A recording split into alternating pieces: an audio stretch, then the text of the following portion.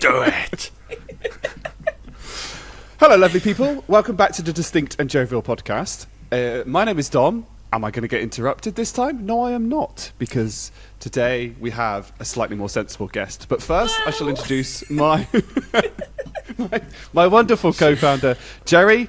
How are you doing today, Jerry? Hello. I'm good, thank you, Dom. You're right. That was perfect, Mrs. Doubtfire. It was, wasn't it? Hello. Yeah, it was. That is epic. Could you do the rest of Robin Williams? No. That's the question. No, I'm not very good at the Scottish accent. If I can only do the Scottish accent when I'm impersonating a character from one of the Austin Powers movies. That's literally the only impression I can do. I know which one it probably is, and It's only one. Yeah. And I've only got one phrase that I can think of, so let's not have a bleep this early into the podcast. Let's not start this early with a bleep. Good. And as you can tell by the giggling in the background, we have a guest on today. We have the wonderful Steph is joining us. Welcome to the podcast. Hello, it's been a while. Been a long time coming. Yes. We did have the comment this morning that Steph feels like that she's known Jerry for years because she's listened to all the podcast episodes. But they have never actually met, even virtually, before. No. So hello, Jerry. Jerry, Hello, Steph. We meet Jerry, in you 2D. probably Sorry. You probably have some of the hardest podcasts when we have guests on because you have to meet the guests and then just crack on with it. And somehow it always comes across as very natural, and It does. it does, doesn't it? Just in the last 5 minutes, I feel like I've known you for a few months already. I take have a that as a theory on compliment. this. Yeah, in a I good have way. a theory on this. Stuck in an the elevator way. with you for a couple of months. No. Could do. I do have a theory on this. I think it's because most people that I bring on as guests have the same enjoyment, and that is to bully me. I mean, I won't argue with that. That's a fair point. You're the one that organises this, Dom. What are you, a I am aware of sadomasochist that. or You've set something? yourself up for this. Bloody hell. Yeah. Yeah. You create the situation. You can't then just go, oh, well, you know, you're Oh, he asking does. for this. All the He does. time. Yeah, he does. He asks. He loves it. He loves it. You love it. One of the most dangerous pairings at Taekwondo is Steph and Swanee. I don't know what you mean. I lost the game. Oh, God damn it. You mentioned me and Swanee. Like, come on, you set me up there. There has been certainly a few of those sent around in the chat room between us three, and then usually some expletives afterwards of somebody going, Yeah. for God's sake, why would you do that to me? And I'm sure I'm going to get it now from Jenny as well.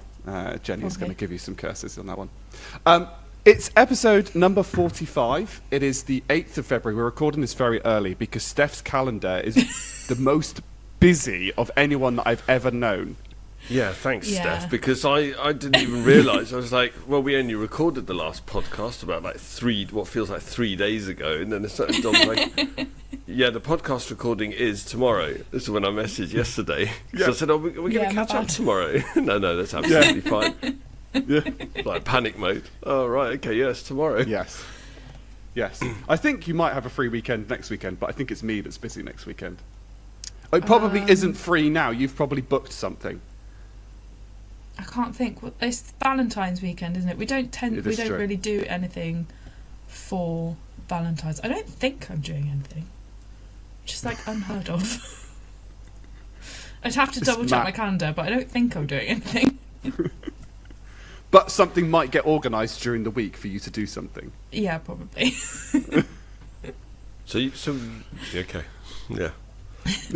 No, go, Jerry. No. Just the whole thing around Valentine's is ridiculous. Like, We have don't. done. We don't do Valentine's. Like, we buy each other a card and that's it. And Matt bought me flowers today and was like, they had a really good selection. I'm like, that's because it's Valentine's next week. He went, oh yeah. Funny that. By the way, you do realise that the only time you can declare your love for somebody is on that day. Can't do it any other Well, exactly. time. So the only time you can be nice to people is on Christmas Day. The rest of the year you can just be a complete And their nutter. birthday. And their birthday, yes. None of you are nice to me on my birthday. I was nice to you on your birthday. What? No, I I made normally you get lunch. hair. You're normally like hair. You're the next age in 2 days. I didn't do that. I waited till leadership weekend to do that. That's true. For those that don't know, my birthday's the 30th of December, so when I turned 33, and then normally I get some sort of snarky comment, haha, you're 34 this year, despite the fact that it's still another no, I don't even go this 363 year. days. I go, or next year you're 35. Yeah, or all that, I yes. skip a year entirely. So, do you see what I mean? Well, actually, we did discuss before this podcast that we didn't get the disclaimer out until 45 minutes into the last episode. So, disclaimer, all the views that we express on this podcast are our own, don't represent the companies that we work for. Should you decide to go and LinkedIn stalk people, which I discovered in a conversation last night is actually more fun than Facebook stalking at times. So, good to know. More fun how? On LinkedIn? well, because some people, two reasons. Some people have the most ridiculous job titles known to man when they leave a company when they leave, a company that you used to work for, and then they go and form a company, and it's not like, they're not like, oh, I'm probably going to out somebody now, and I don't really want to do it, but I am going to, because I do think it's ridiculous. So they have a CEO job title of a company that they own, right? And it looks fairly successful. They seem to have like 10 to 12 people. But they're not the chief executive officer. They are the chief energy officer. Blech. Chief energy officer, as in Yep. like they're bringing the vibes kind of energy. Well, I mean, exactly, right? Is it bringing the vibes? Is it bringing the literal energy? As in, I'm the one that plugs in the generator that powers the building. Or am I the one that brings the energy? As in, I'm providing the Red Bull, other beverages that give you energy are available to the office, right? Is it that? Well, I mean, I updated my LinkedIn profile just last night, and I thought, okay, what was my last position? I was founder of Tesla. So, I don't remember the last time I even looked at my LinkedIn profile. LinkedIn is... I should probably do that. Should do. You should just say, I think every day on LinkedIn, I just want to put a post saying, I'm delighted to announce that I was able to wake up this morning and make a cup of coffee and get ready for work for another day. There is a Reddit that's called LinkedIn Lunatics, and it is people exactly posting absolute gumph like that. I'm absolutely delighted to announce that I managed to haul my ass out of bed this morning. And all of the posts are like this. Sakes. They're all like that. Chief energy officer. What was like? And so, do you have that on your business card, or do you just have CEO on your business card, and nobody needs to know what it actually stands for? I'm intrigued as to what that means for the CEO of our Academy Trust now, and if it is executive or energy. No, I imagine it's not energy. You have to ask them. Eggplant. Chief eggplant officer. We don't call them eggplants, we call them aubergines, don't That's we? very true. But that doesn't begin with an E. No. CAO? The aubergine. I wonder how many C... There's probably something for every letter. C something O. Probably. You've got What CTO, would Z be? CIO. What, sorry? What would Z be? Oh, that's a good one. Chief this Zip is a good Officer. Well, Chief because again, Zebra that kid's got Officer. multimedia. Are they the one that that stitches zips onto jackets, right? Chief Zip Officer, or are they the one that extracts and compresses files using zip documents? I feel like I might be a chief zip officer at work because I'm forever doing kids' coats up. That shoelaces. That's brilliant. I want you to put that on your LinkedIn. I'm the chief zip officer. because you can, right? You can generate like a really good thing, right? Instead of being like, I tie up shoelaces of children and zips on coats. Steph's a teacher, by the way, before anyone gets a little bit offended. But it'll be some gumph like in charge of 15 to 30 challenging people that have height challenges and coordination difficulties, and I'm in charge of dealing with clothes malfunctions and Yeah, exactly. Right, that's the type of gumph that happens on LinkedIn, right? Clearly, I delighted need to to write my announce. LinkedIn profile. Yes, screw ChatGPT, screw ChatSTVT, right? Let's just go to Dom's LinkedIn gumph, right? That's what we need in our lives, right? Let me just snazz up your boring everyday job and go from there. Chief Energy Officer. Oh well. That's fine. What's That's fine. CXO be? That would be like Chief Xylophone. Can't think of many things. That Chief X-ray Officer. That's Chief pretty X-ray, easy. yeah, X-ray. And I wouldn't be surprised if that's actually a thing at some sort of hospital. Probably. Would they not be Although- radiographers? I was going to say they could be maybe radiology, director of radiology, chief X-ray officer. You chicken juice. What would we be for the podcast? CPOs. Yeah. Chief podcast officers. Or presenter officers. Yeah. Chief chatting shit officers. I think is probably what we are. But CPO, there is a title of CPO, isn't there? Yeah, normally people. Yeah. Chief people officer. There you go. Nice. Okay, Madness. right, we're going to go on to a little bit why Steph is on the podcast, because I'm really intrigued to why are have you this here, conversation. What the hell? Who knows? And we were going to do this a little bit earlier, but life happened. Much life happened. Much life happened. And so, Chief actually, life some of my officer. original questions are slightly different because you have more responsibilities than you did before. So I'm not sure your change has actually Yeah. given you less stress. So No. I alluded it to it earlier, but Steph is a school teacher. Is it year one or is it reception Year or is one. it? Year one. I You did used to do 4 years in reception. All my other experience has been in year one, so they're 5 turning 6. Which just feels like the worst age for just dealing with You children. just stood in I don't know, reception. secondary school, when they are full of attitude, just the idea of working in a secondary school gives me hives. No. I mean, based on the comments, I'm not sure your 5 to 6 year olds don't have attitude. Oh no, they absolutely do. Absolutely do. The amount of sass you can get in a 5-year-old is shocking. Is it really? 5-year-olds with sass? really. Wow. Yeah. How do they learn the sass? Do you think that's learnt sass, or is it, Parents. or is it evolved Yeah. sass? I think it's Inbuilt parents. sass. Okay. I have a lot to say about parents. You do realise Some of it might not be podcastable. Well, you do realise it's not up to. It's not the responsibility of parents to raise their children or make Oh, no, any it's my effort to. It's actually your job. And do you know what? Yeah. If anything happens and they don't succeed, it's your fault, Steph. Oh, I yeah, just need you to absolutely. remember that. Yeah, one of my biggest bugbears. So I went part-time in September. It's my 9th year of teaching, and for a little while I've thought, it's time to get out. It's not what it once was, not what I expected it to be, not enjoying it as much as when I started.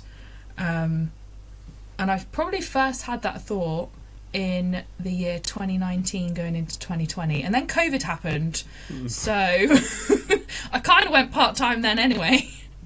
How did it work? I can't. I have to admit, like I mean, I don't have great memory, as I'm sure you've No, you don't. pointed out many. It's non-existent. Thanks for that. I can't remember what happened during COVID for you during teaching. Oh, a lot happened. So when they announced that we were going into a lockdown, there was lots of are we, aren't we? Nobody really knew. So the day that it was announced, we'd had a staff meeting talking about what we would do if we did go into lockdown and what home learning would look like. One of the year groups had their planning time the day before, so they talked through the kind of things that they were looking at. I was working in reception at the time, and it was year 5 that had their planning time. So they were like, we've got all these textbooks, we can send them home. And reception, we're sat there going, our kids can't read. Like, what? So yeah, we'd had this staff meeting. We're like, okay, in our next planning session, we'll have a think about it. And then I got home ready to go to Taekwondo, and I actually had a text from you, Dom, saying, oh, so we're going into lockdown and schools are closing. I was like, oh, no, that's schools in Scotland. You're like, no, they've literally just announced it on the news. So in the 15 minutes it took me to get home, it had gone from will we, won't we, to Monday is lockdown. So we then had 2 days to prep home learning packs for, I must have had a class of 30, if not just under, and then there was a second reception class as well. So I spent 2 days sat on my classroom floor, surrounded by bits of paper, making up packs for individual children, because you couldn't just send the same thing home with 60 odd children, because they all needed different things. We had 4 different phonics groups, which is what we teach to children to help them learn to read. So we had to tailor those. They were all at different points in their maths. We had to make the activities understandable for our children. So I used to work in a rough-ish area of Swindon. So we needed Swindon. But we needed to make sure that the activities that we were sending home and the instructions were easy to understand for our parents as well. And that was a whole learning curve in itself. Every week we'd get work sent in and go, okay, that's not what we meant. How have they interpreted this, and how can I reword it for them to actually do what we want them to do? So yeah, that was fun. So we did lots of home learning packs, and then the key worker children started coming in, and I was then spending 2 days a week in class with my bubble of children, and then 2 days a week ringing parents, checking in with them, making the next week's learning packs. And yeah, it was a lot. It was a lot. But we were closed. So anyone, according to Boris, we were closed. yeah. I mean, Just COVID feels like another lifetime away sometimes, doesn't it? yeah, it really does. I mean, considering So, that we started the podcast in 2021. 21? 21. 21? 20? I thought it's. Ooh. No, hang about. Now you're asking. No. Hang about. We're in our 5th year, aren't we? We're in our 5th year of doing it, but I think we're going to hit 5 years. Yes, 2021. July 2021. July 20. Okay. So Was as our we were first coming podcast. out of all the lockdown restrictions, I think. Yeah, kind of. Yeah, I think we had 'cause a I bit got of married like a in May. re-influ. Yes, you did. And then by Yes. August we could have our big party without any restrictions. Yes. Yeah, Yes. Wasn't March or April, I think, was the last lockdown of that year, and then. Yeah. We came out of the lockdown in the April, because yeah, I got married in the May. We went into lockdown in the January, and I spent 3 months going, oh my god, am I going to be able to go and pick up my wedding dress and my wedding ring, and am I actually going to be able to get married, or am I going to have to move it? So yeah, it was fun. I picked up my dress 2 weeks before I got married, Wow. to then go and get Hashtag it altered. And, yeah, that was fun. But And then I we made got it. It's fine. we got very drunk. I remember. Yeah, being I very did. drunk. But yeah, so COVID was fun. Teaching in COVID was fun. But yeah, my plan was to spend the 2 days that I've not been teaching, working out what I want to do next. And I thought by now I'd have it figured out, but I don't. I still have no idea. Not. I You scroll haven't even through- narrowed it. You haven't even got a long list of stuff. I did apply for one job. It was a learning and development manager for a hotel company. So maybe something like that, maybe something training wise, because I'd have some idea of what I was doing. When you look online, everybody says, oh yeah, teachers have got loads of transferable skills. I'm like, that I might have, but experience I have zero.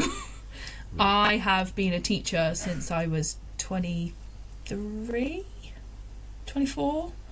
And before that I worked Well, you started your what's it called? PGCE. PGCE. That's it. I started that in 2015. And it was a So year. that's 10 years ago. Um, And you did psychology at. Yeah, I did a university psychology with the undergrad. idea to go into that anyway. Yeah, and doing 3 years of it put me off that too.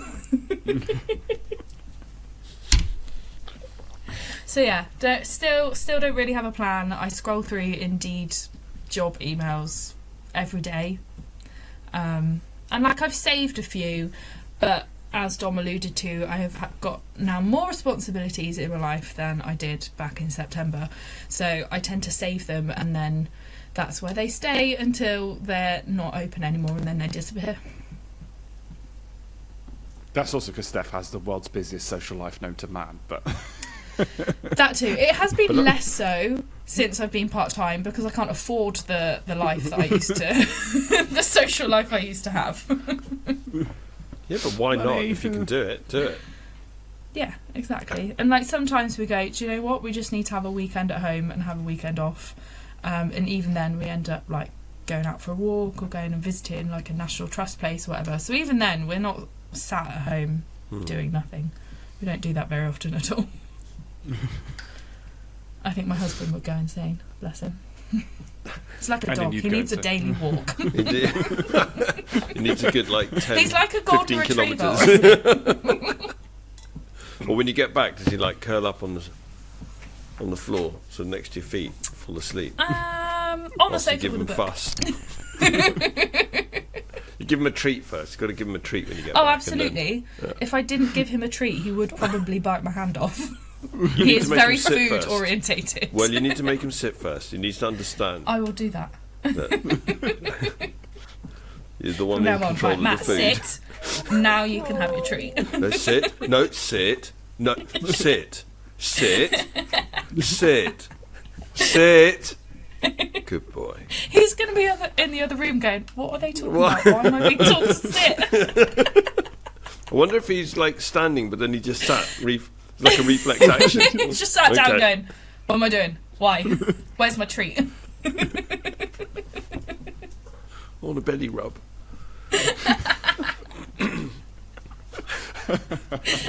Oh no. This is bad because I know Matt and now I'm not going to talk to him for a little while to take him seriously. Next time you see him, you You need to took give him him a belly seriously rub. anyway? Well, in a manner of speaking. I mean, out of the two of you, I take him a little bit more seriously because I know what you're like. Hey, Exactly. I'm delightful. I can't say what I want to say on this podcast. If you scratch Matt in a certain area, does like his leg go? We can't talk about that on the podcast. Oh, Harry. okay, fine. Yeah, fair enough. Fair enough. We'll take that one offline. Let's take it So offline. many in-jokes, help me! Let's take it Steph will offline. have the same in-joke in her head as well, and nobody else will get it, and I'm not explaining it. Swanee will get it. Swanee will get it, yes. Swanee is probably sat there, I know the one as well. I'll have to explain that one offline. Just Yes. swarmed in. That's all it's gonna be. Shall we get back on track? Yeah, maybe. I should point out that your extra social is that you now run a taekwondo school, so that is... Yes. I'd forgotten to say that that's how we knew each other at school, and then we both do taekwondo. So Yeah, and you asked me to Steph come should along be for a grading demo. soon. Steph should be grading soon, and she needs to get on it, and she needs to compete this year, and she needs to actually do a grading and actually put her paperwork together. So I have a bit more responsibility to think about at the moment. I'm trying to work out how to run a taekwondo school. To be fair, I am eligible to grade, and I was thinking about it until all of this chaos happened. Yes, yes, it's very true. But I am planning on competing this year. I was planning on competing last year, and it didn't happen. But it won't be the first time I have competed as a second degree. I have done it.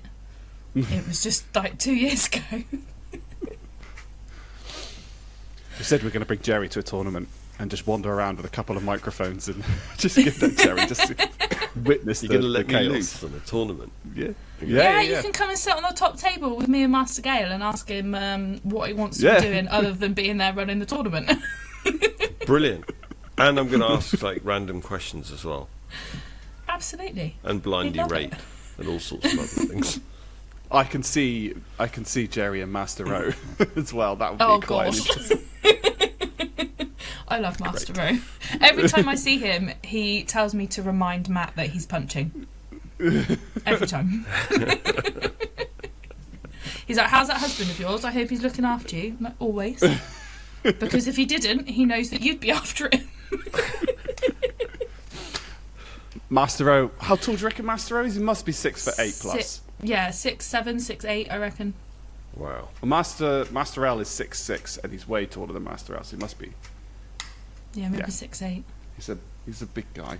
His hands are like this. Oh my god, they're huge. His hands are just massive. So he hasn't got small. Like, then I it's- try and shake his hand, and I can't curl my fingers around his hand. I'm just there, insane. like, yep, that's Yeah. it. I'll just give And him the have you elbow. This is turned into a little bit of a taekwondo catch-up, but have you seen Alfie or Jamie recently? No, I've seen pictures of Alfie, and from the pictures, he's looking very gangly. So, Master Rowe's other passion is cricket. Now, I like cricket. Not everyone does, but Nah.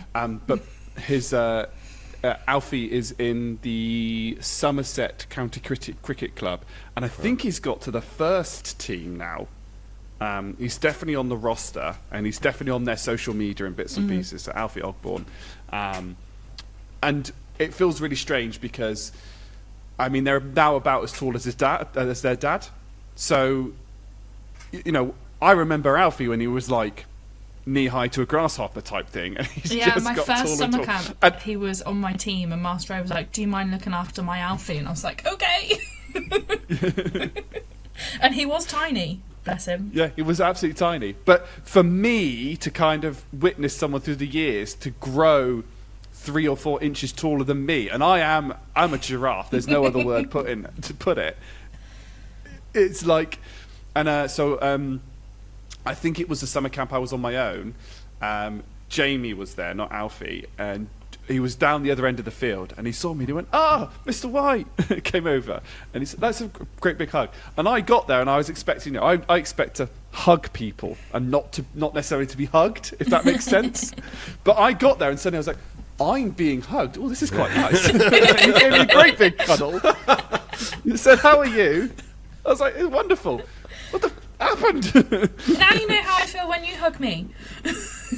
This is true. This is true. And the other bit, my favourite video, are the videos that we've recently gone round in our Instagram chat room of those ones of from perspectives, Yeah.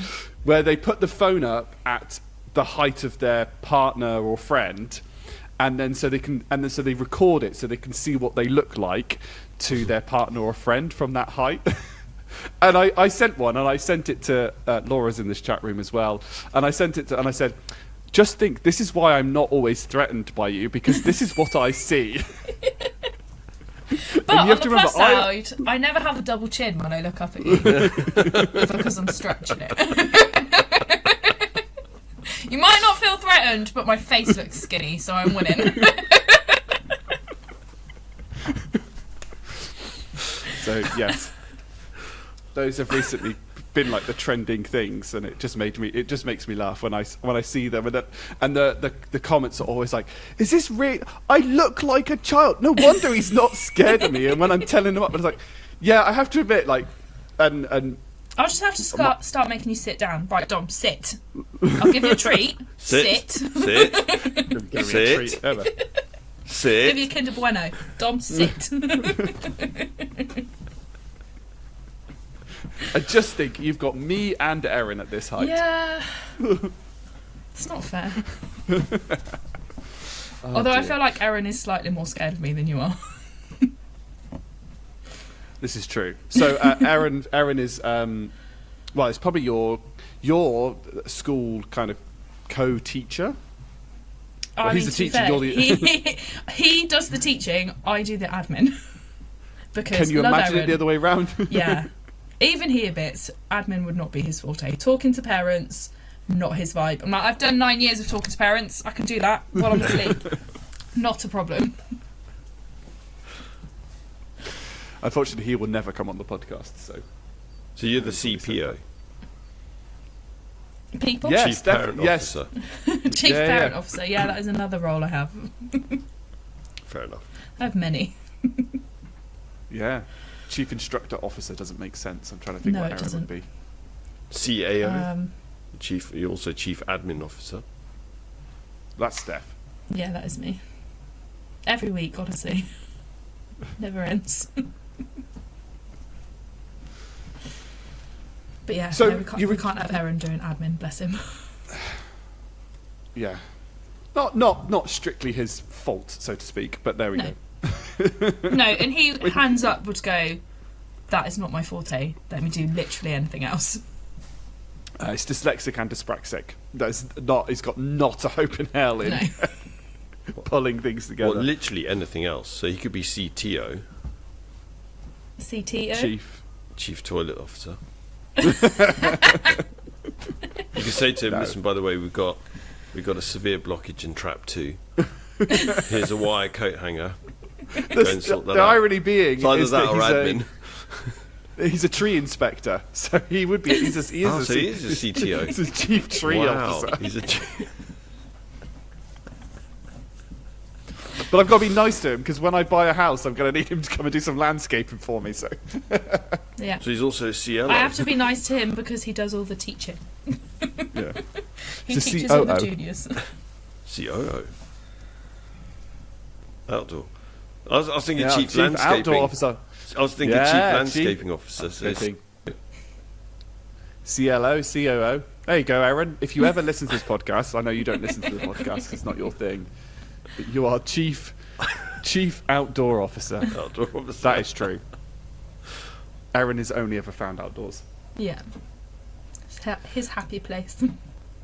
Although I'm not sure Erin is ever happy. He's a notorious grump. Being grumpy is his personality. It really is. We're so outing our friends here, Steph. We're going to hate us by the end of this podcast. It's fine. Erin doesn't listen. It's fine. He'll never know. Shall we move on to somebody that does listen to the podcast? At this rate, Jerry, you're going to know all of my friends and their personality traits before they come on the podcast or before you meet them. Exactly, and their job titles. That is the one to do it. So we obviously you reduced your hours to reduce your stress, and then life happened, so you didn't reduce your stress. I Yeah. think one of the reasons that I wanted to bring on the podcast, because there's a couple of people that have spoken about this, is just how hard teaching is. I mean, you spoke about COVID. The one thing I'm always curious about, which I've never understood, why is Ofsted so scary? Like, it genuinely sends Katie into like stress hypes. I don't understand it. It can depend on the school that you work in. So You work at the I- same school. no, so I work at the infants and she works at the juniors. They are two separate schools. Our children go up to her school, but they are separate schools. Right, okay. Just in the same academy trust. So the school that I'm working at now, we are also in our Ofsted window, but my head teacher is very much of they're going to come regardless. We know what we're doing. We know the things we need to work on. We know what we're doing well. We know what we've put in place for the things that we need to work on. They'll say what they say, and there's only so much we can do about it. Whereas some schools really, really stress about it, which is what Katie is going through at the moment. They are properly stressing about it, and my last school, we really stressed about it as well. When I first started there, my very first training day, they went, we're due Ofsted. I was like, great, that's what you want to hear on your first day. It then took 18 months for them to finally come, but in that 18 months it was talked about in every staff meeting, every training day. It just was the umbrella that overshadowed everything, and it was constantly, we need to change this because of Ofsted. We need to change this. We can't use these words anymore. We need to use these new buzzwords. Everything needs to be consistent. So they almost wanted us, like, in the same year group to be teaching the exact same thing, saying the exact same words. And it's like, yes, we're teaching the same plan, but we as teachers are individuals and our class are individuals and we're going to take it different ways. But it wasn't consistent, so that was frowned upon.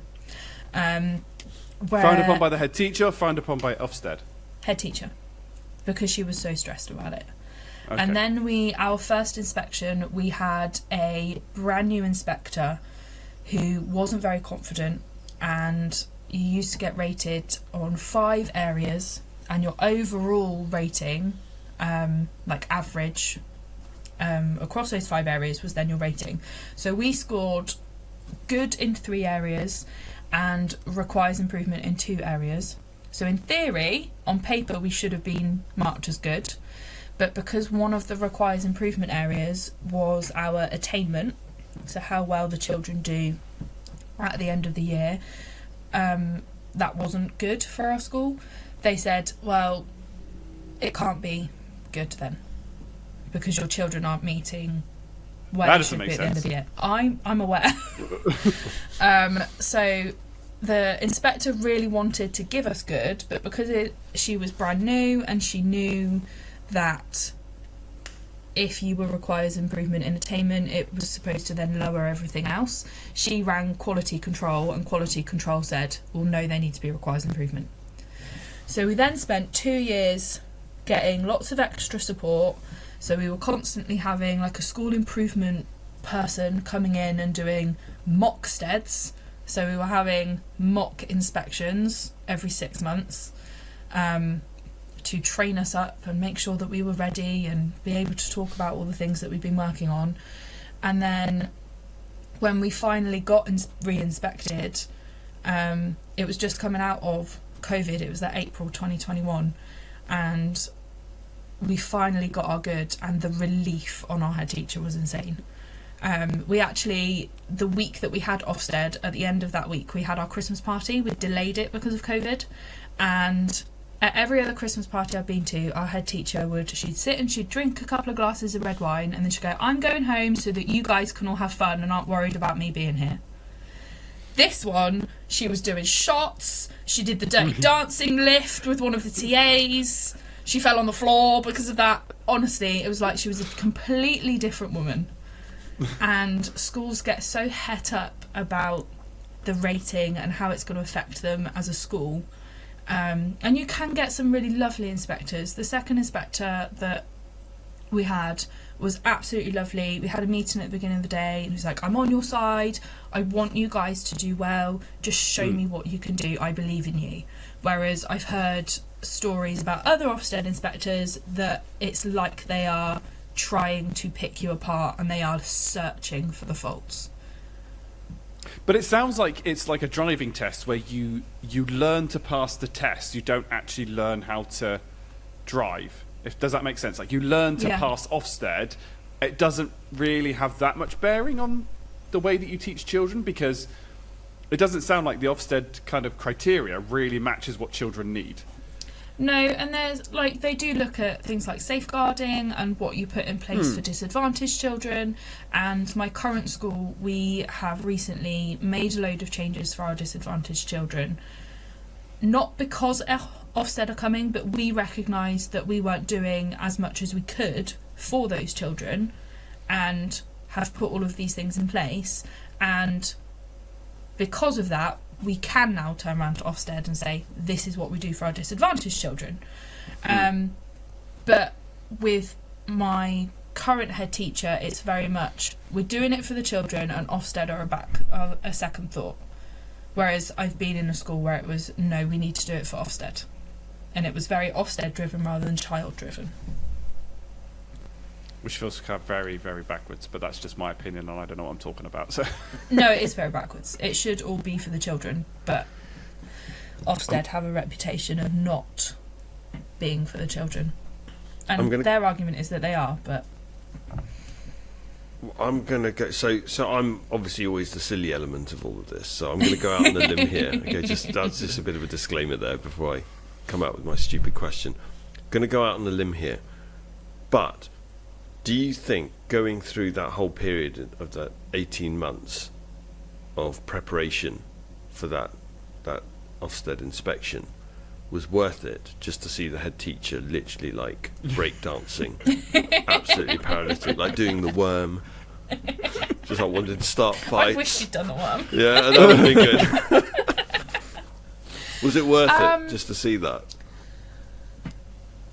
I'd still say no, because the way Ofsted used to work, they would call you. Their window was from Monday until Wednesday lunchtime. So you'd see from a Monday to a Wednesday lunchtime, she would be really, really stressed. She'd be really, really tense, and then Wednesday lunchtime would go, and we'd all like be in the staff room at lunchtime. We'd go, "We've definitely not got the call," and we'd go, "Oh." And you'd see all the staff just relax, particularly the head teacher. But then by Friday, it was like ramping up again, knowing that The Sunday scaries. by Monday it was going to happen again. They've now changed their process so that they only ring on a Monday. They ring on a Monday and then they inspect on a Tuesday and a Wednesday. So there is less of the being stressed out about the whole week. But my friend Katie, she's been teaching as long as I have. I've done 2 Ofsted inspections. She's not done any, by some weird fluke. And so that's part of her stress of it, is that she's got no idea what to expect. But also because the school are stressing about it, it heightens her level of stress. So every Sunday, she's getting really, really worked up about it, really worked up all of Monday, and then can relax again. And it's not doing her any favours either. No, it's not, absolutely not. Whereas I'm not thinking about it. It just, it's Why not do even they? on my Why do they radar. just have random? Because surely they know how many schools they need to go around. So why can't you just schedule them and then the teachers, everybody knows? It used to be a long time ago that you get a call and you were inspected 6 months later. Right. But I think the argument was that it wasn't a real life snapshot because you had so much time to prepare. It wasn't, well, we're coming tomorrow. It is what it is. Then why bother having a window? Why don't you just sort of say, you can just be Ofsteded at any point at any time? Because then you can't be wound up about it. You can't think about it because they could just literally say, "Hi, we're coming tomorrow." End of conversation. Well, that is what they do. But they give you a window. Sort of. So, like, the reason we're due for inspection is because we signed up to be part of an academy, and when you become part of an academy, you then get a 2-year reprieve where they're not allowed to come and inspect while you settle into being an academy and making any changes linked with that academy. And then when you've been inspected, there is, depending on what your result was, there is a time, almost like when you go for a black belt grading, there is a set time before you can be re-inspected. Yes. So when it's required, I don't know if it's changed. They've changed. I'm not sure black belt grading would be re-inspected, but I know what you mean. But you know what I mean. I don't know what the framework is now. That's the thing. I used to know the ins and outs of Ofsted and what we were expecting. Now, no. I get told what Katie tells me. But otherwise, it's I know they've changed a load of stuff, but I don't know what. I know that it used to be if it was requires improvement, you had 2 years to improve. And then I think if it was good, it was 3. I don't know about outstanding. But they've recently released a new framework that they're going to go against. I think there's now more areas that they inspect you on. And I think they're doing away with the one word like score at the end. Rather than it being requires improvement, good or outstanding, I think there's other stuff. I don't really know. I don't pay attention to it anymore because I'm not stressed about it. Do pay attention to 007. Don't touch that. It's my lunch. It's a new scale. If I needed to know, my head teacher would tell me. Yeah. It's the new rating, And I'm not like spending... Oh, sorry. Snog, marry, Snog, marry, avoid. What do we get? Marry. Is that good? Is that better than snog? I don't know. I'm going with, if my head teacher wanted us to know, she'd tell us, and I am not taking the time out of my personal time to go and find out. This sounds like some hellish, bureaucratic, educational Squid Game. Like you're constantly on edge. Are they inspecting us now? I don't know. I feel like some people would probably agree with that, to be fair. Based on the messages that we get from Katie, that's fully how I anticipate. interpret it. You're going to have to Right. bleep now. I'm just giving you a heads up now. Just sounds absolutely fucking horrendous. I mean, I would just be like, you know what? Just throw the fucking papers across the room and just go, fuck this. Fuck your inspection. Fuck you. We're doing the best that we can. You take your fucking inspection, shove it up your fucking arse. and then put a post on LinkedIn and say, I'm delighted to announce that after 12 years of education, I've made the decision to leave.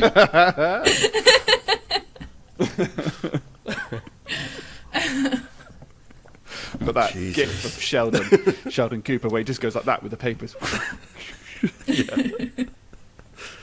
It's quite often that. So, and Ofsted is only one stress of being a teacher. Yeah. Yeah, so on your notes you put teacher hardships, and it was you put reducing work hours, teacher hardships and taekwondo school, and the only thing I added notes for was teacher hardships because I didn't want to forget stuff. And I did sit for a good 5 minutes going, yeah, I want to rant about this, and I want to rant about this. Oh, and this as well. And another thing. Yeah, pretty much. One more thing. What have you? I've got it open, so I was just looking at it. I mean, Ofsted is the first one, and Ofsted was going to be a question I was going to ask because I just didn't understand it, and it was obviously it was in the news because that I think that head teacher committed suicide. Yeah, because I assume that because it's effectively the head teacher's performance rating to a certain extent, isn't it? Yeah. Like the governors and the local authority will then be going, well, what's going on? What do we need to put in place? Why is it this bad? I still feel it's a bit unfair to judge it on like actual academic performance, because what if you just got a bunch of dumb kids, right? It feels a bit harsh to kind of base it on that, but I suppose it's probably I would base it more on like improvement, right? So the kids' potential and how close to that potential that you got them to, right? So if you get a year of kids that are dumb. So at my last school, on very entry, few worse places than there. You're going to have to apologise to the Swindon. No. I lived don't. near Swindon. It's honestly, I honestly to God, I cannot think of a worse town than Swindon. Swindon town centre is sad. Awful. It's honestly. Awful.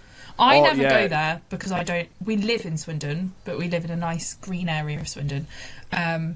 Whereas, so that's the bit. Only ever bit that I see because I don't work in Swindon anymore.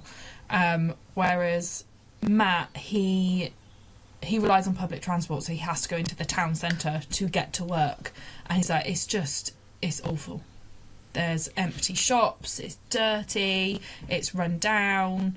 It's not a nice place. I'm not being funny, but you're now, because of the death of a lot of retailers, you're now talking about the high street of a lot of towns. Well, yeah. Right? I mean, have you ever been to Slough?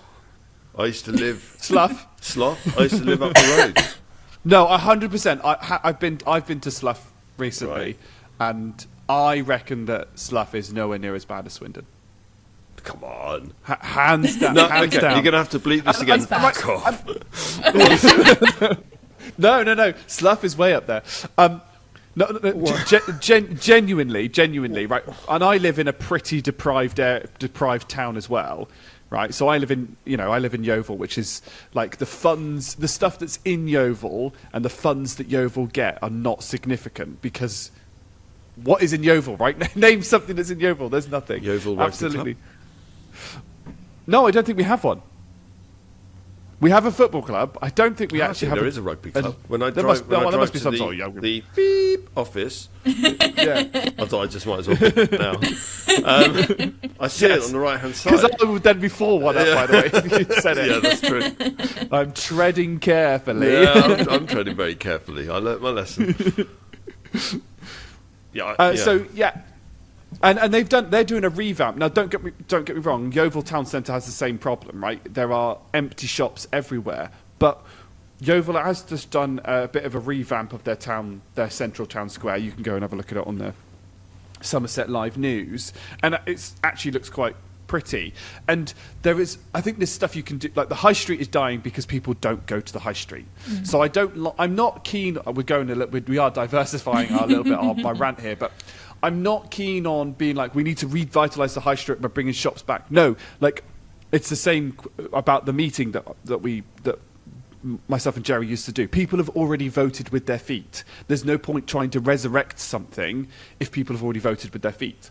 So, but there's so much more. It's a nice space. So make it green again, pedestrianalise it, build a load of nice flats, introduce things like restaurants and, social areas, because that's what people sort of say, like they complain, but it's like, we've got no social areas. Well, yeah, well, put in a nice like park, like, expand the town centre and make it a little bit more green. Put in like, pubs or betting shops, youth clubs, stuff like that. It's normally betting shops. Yeah, those really are the things that are currently surviving because you can't buy them online because you need an ID. I'm sure there's other people that are more intelligent than me with business ideas are probably more inclined. But build a bunch of flats and build spaces that people can socialise in that are inexpensive, so it doesn't have to necessarily be a pub, because that's what people complain about. We've got nowhere to go to meet up, cafes and things like that. So yeah, libraries. I don't think Yeovil's got a library. God, those types of buildings would be what you'd put on a high street these days. But Swindon, honestly, Swindon did have a revamp, probably 15 years ago when we were around, right? Because there are some parts of that kind of central high street in Swindon, just off of the multi-storey car park, that were nice. They had a load of and there was a plinth in the middle. It's when we used to have 4 game stores, and then that water feature in the middle. And if you go along the back, the water feature's still there. But is it active? No, it's vandalised and not active, and nobody cares about it. And I don't know what it is about Swindon, but it does just seem to accumulate dust and debris everywhere. I've never known a town like it. Anyway, that's my rant about Swindon. Welcome totally to Swindon. But yeah, back to the original point. Ofsted do take into account the children's progress and if they've made accelerated progress. So when I was in reception, we had 4% of the cohort came in at their expected age development where they should be, and then by the time we sent them up to year 1, we would tend to get around 50% of them to their age-related expectations. We worked bloody hard. Exceeded expectations. But troll. And then you had to get them from year 1 to year 6 and try and keep up that momentum and not... The biggest thing was, they met the expected standard last year and you're now saying they're working towards the expected standard. Why? What's happened? What's gone wrong? Kids. And it's it's just harder. There's harder work. I would have gotten away with it. I would have gotten away with it if it weren't for these meddling kids. Or you can be okay, this child has had this family situation going on and learning is the last thing that they are ready for at the moment. Well, what are we putting in place to support that child? Well, we're doing this and that. Yeah, no, not for their family life, for their education. And you're I can put all the interventions in place for their education that you want, but if they are not mentally ready to learn because of whatever's going on here, it's not going to work. Exactly. Because their head is not ready for it. That's where I'm Ofsted feels like the point where you kind of go, what's the you're trying to pass a test rather than actually doing what's best for the children there. Yeah. Somebody please think of the children. That's it. I've now got a Harry Potter quote, a Scooby-Doo quote, and a Simpsons quote there in the last 5 minutes. I would also like to say that they do say don't work with children or animals. And yeah. No, absolutely not. Yeah. Steph knows me well enough to know that I've actively avoided that. Yeah, you have. Yes. Although some of the people that we work with, Jerry, they're pretty much children, aren't they? I wouldn't say pretty much children. They are children. Yes. Oh dear. I'm now looking down your list. Is there anything else that you'd want to rant about before I can make you go mental with the conspiracy theory? Parents not trusting you to do your job. So, when we were kids, if we did something wrong at school, our parents would be in full support of the school and be like, right, what did you do? What did you do wrong? You need to go and apologise to your teacher and you need to put the work in. Whereas now, a lot of the time, I will get a parent come and say to me, like, you've done this to my child, or you've said this, they're not where they should be. What are you doing? You've done this, you've done that. I'm like, are you reading with your child at home? No. Are you doing any extra work with your child at home? No. That's why they're behind. I am only with your child for 6 hours a day, and I have got 20 odd other children to be teaching. There is only so much I can do in a day. I'm good, but I'm not that good. Some children need that extra bit of help, and if you are not putting the work in at home as well, particularly for children who struggle with education, there is only so much I can do in a day. And then I've also had parents who they will get cross with me because of how their child has responded to a situation in school. So I had to speak to a parent last year because their child had hit somebody else. And when I explained to the parent the situation and what happened, her response was, well, I'm not surprised that he kicked that child because he was feeling this way and of course he lashed out. And I was like, no. Regardless of how your child is feeling, that does not give them an excuse to hurt somebody else. And then she sent a snotty email to my head teacher, and part of her email said, I could see that the teacher's demeanour changed towards me when I said this. And I went and spoke to the head and went, yeah, it did. I was pissed. And she went, no, I'm completely on your side. I get it. I'm like, okay, cool. Just as long as we're on the same page, that's fine. And yeah, it's lots of, well, what are you doing to help my child? Well, I'm teaching them. I'm doing my job. What are you doing as their parent? Is the big question. I couldn't do that. I know pretty well I couldn't do that job because I know what my response would be. My response would have been, I'm feeling that your child is feeling now, so can I hit you? Oh, honestly. My response would involve sex and travel. What? I'll tell him to fuck off. You'll have to bleep that again.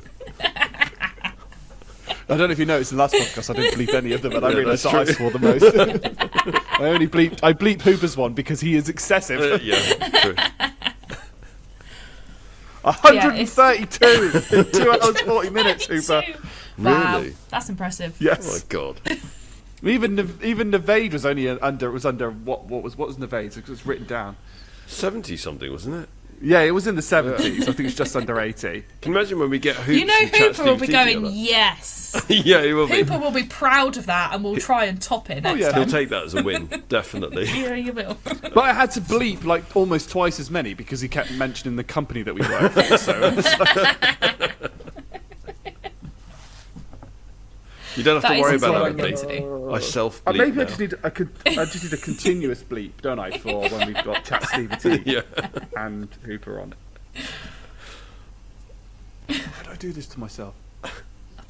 Nobody knows. No, but I mean, but genuinely, because that's the type of reaction that I would have, right? Is all right. I'm going to smack you in the nose then, and I have the same reaction as your child. Now explain the logic. It's why I don't have patience. I don't have anywhere near as much patience as you do. Yeah, it's funny. A lot of people say to me, "Oh, you must have loads of patience." Then I actually don't. No, it's I true, just don't don't. want to get fired. Well, you have self-control. Yeah, I Yes. have self-control. I don't have patience. It's interesting because that is one of the tenets is self-control, but actually we don't have patience. No, we don't. We don't. We don't have to be patient. We just have self-control and self-restraint. I just have to not punch you in the face. But yeah, parents not pulling their weight and not trusting you to do your job. Like I do have some really lovely parents who just let me get on with it, and they'll come and ask me if they've got a question. And I've got parents who'll say, "I've noticed that my child is struggling with this, what can I do at home? But then there are parents who just don't care and they think, well, it's school, that's your job. Hashtag mental. There are some people that shouldn't be parents. Oh, absolutely. Absolutely. Because there's no criteria that you have to meet. There's no prerequisite, is there? You don't get assessed. You can just go and Steph's procreate. been trained and assessed and to be a teacher. Yeah, it's worrying, isn't Don't it? get that you don't get that as a That is parent, do worrying. you? No, that's very true. No. Interesting.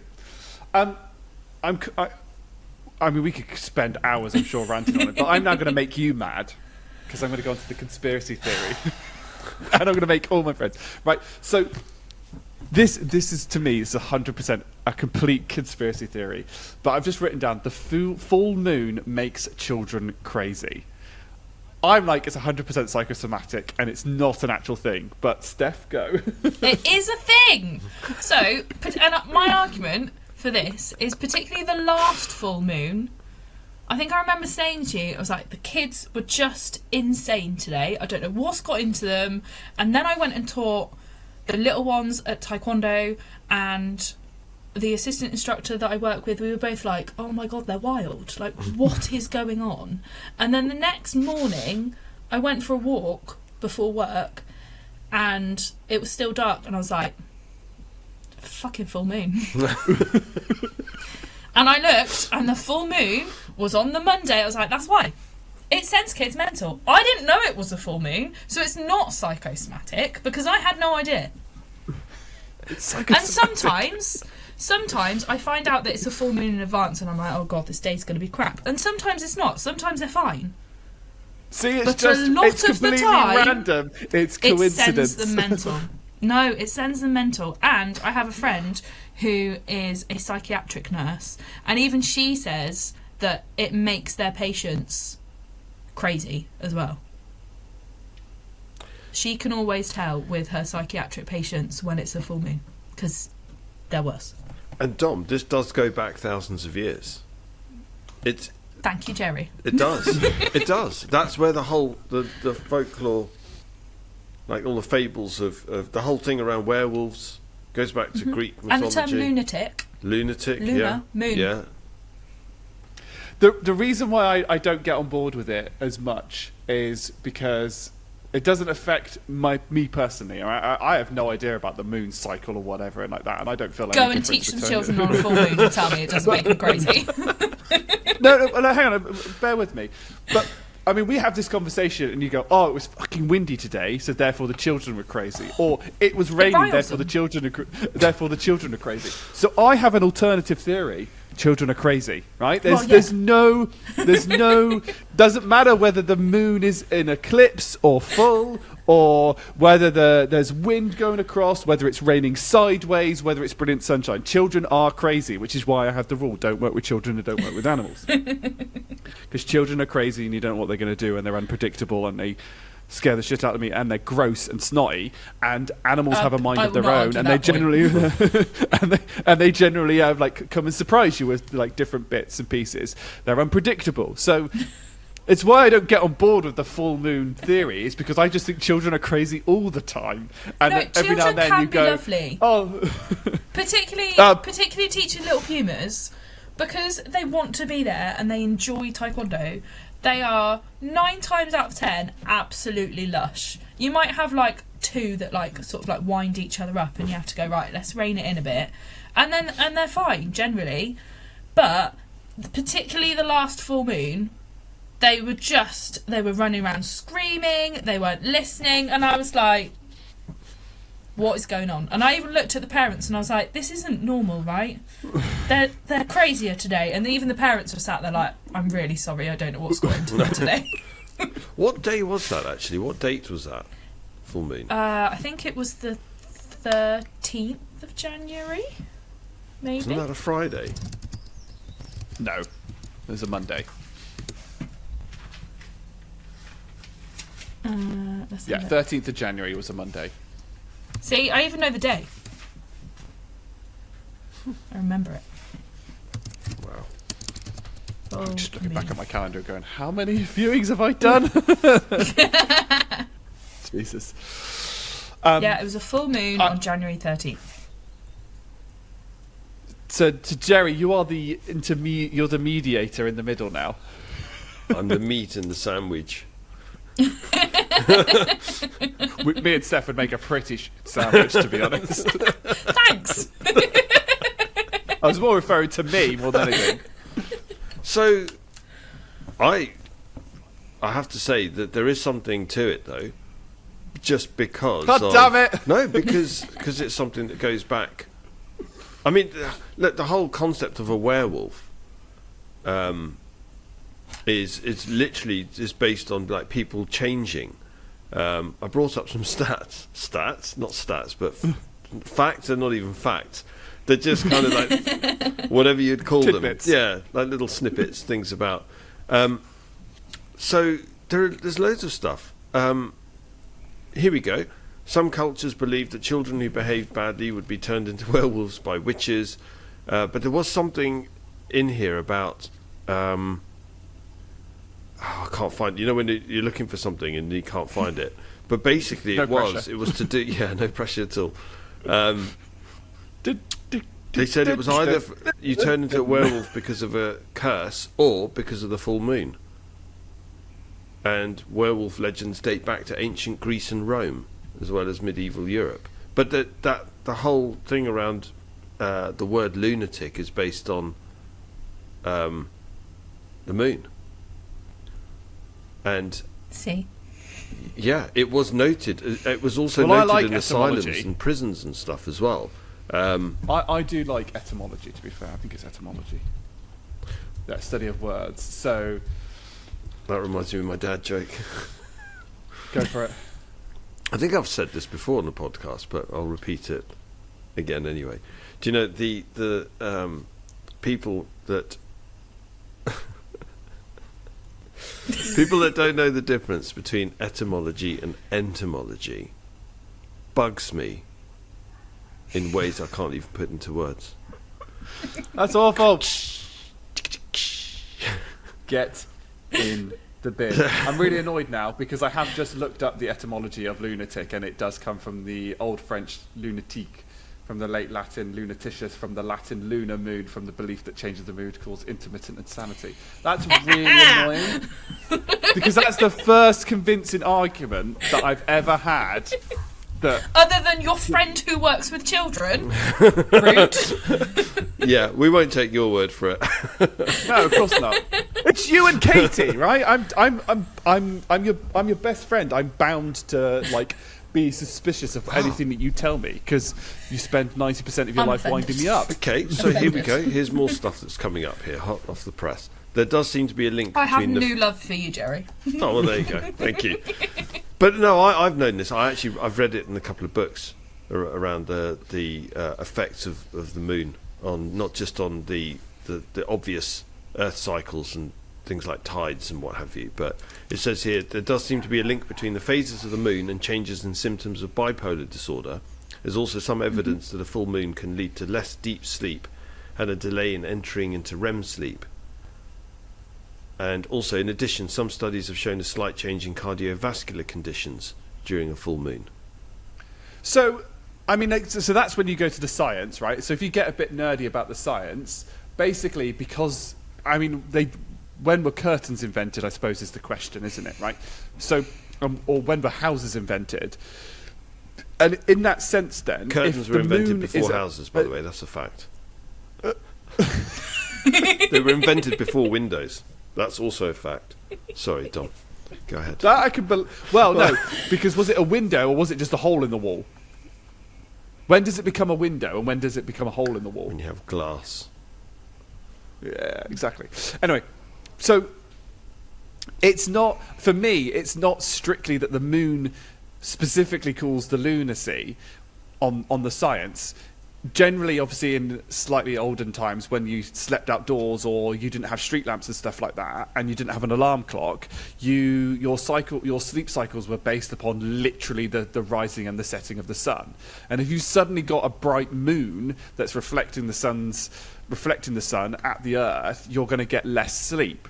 And generally, what happens when you have less sleep, you get cranky and you get a little bit wild, and your brain, and you lose cognitive function, so you generally go a bit silly.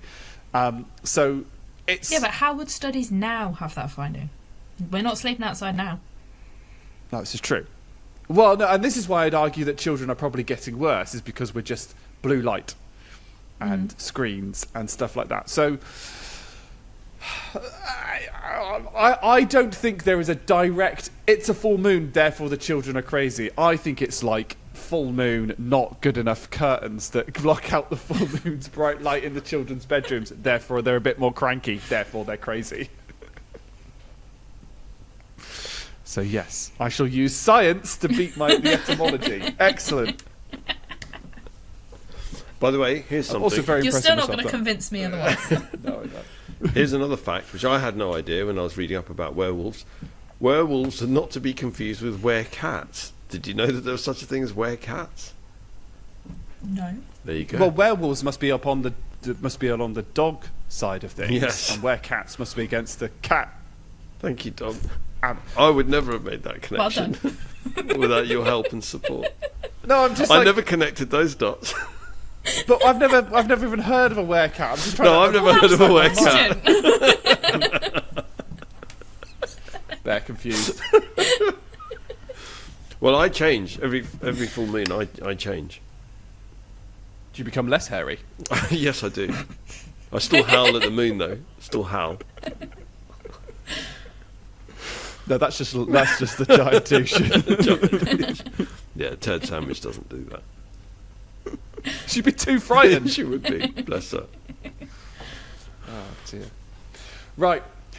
Before Steph loses the will to live, me arguing about that, and before Katie gets too offended, let's go on to Blindly Rates, which I know, Steph, that you've been looking forward to. I love Blindly Rate, and I also really enjoy that Jerry gets screwed over nearly every time. And I'm going to get screwed over big time because I actually did my homework and I've got a list of all of the choices. So I know I don't know who they are. I was going to say, you know names, you don't know who they I are. know though, names. Do you? No. This is why it's going to be so funny. Yeah. This is going to be hilarious because I literally do not have a clue. But I've got a list. Yeah. It's there. It's on the other tab. So I'm as ready as I can be. So these are going to be Harry Potter related because Steph is a big Harry Potter fan. I'm going to caveat, and I think, Steph, that you agree, we don't agree with J.K. Rowling's current stance and where she's Absolutely being not. a complete and utter moron, and No. she needs to take a good look at herself and potentially Book's just throw fine. herself in the bin. Author's a dickhead. Hashtag strong words. She's probably going to become an Ofsted inspector next. God. That could be the new insult, isn't it? Yeah. You're going to be an Ofsted inspector. So, I have two Blindly Rates. The first one is a bit more of a traditional Blindly Rates. It's just going to be based upon a thing. The second one, you might need a bit more context. For Jerry, it's purely going to be just about my delivery of the quote. And for Steph, there's going to be a bit of a challenge that she has to say the character that said it and potentially the book. Pressure. How silly So- can I get with my answers on that one? You can be as silly as you'd like. Nice. Because as long as you've still got your one, there are 10 for each, I believe. Ooh, 10. And Okay. 1, 2, 3, 4, 5, 6, 7, 8, 9, 10. Yes, because I think that the Harry Potter books have some of the best sass in them known to man for the quotes. they do. So I had to get them in there. So, my question for Harry Potter characters, are we doing book characters or are we doing film characters? They're all book characters. Okay. Although I don't, because there are some in here that aren't in the films. What? Yeah. Wait, sorry. Hang on, let's just back up here. What? Yeah, so there are some characters who weren't put in the films, and there are some characters that they did in the films, and they were shocking in comparison to the book version. The book Name character, one. All right. So Ginny they did- Weasley. Yeah. Ginny Weasley, book character, full of sass. She's Yeah. ace. I love her. In the films, oh god, she's so fucking dull. I really just want to slap her. Can't Well, think of the actress that's the that other played thing. her. She's barely in them. Bonnie Yeah. Wright. Yes, that's it. Yeah. And yeah, they just. The writing is awful for her. It's terrible. Yeah. And it really upsets me because I love her in the books.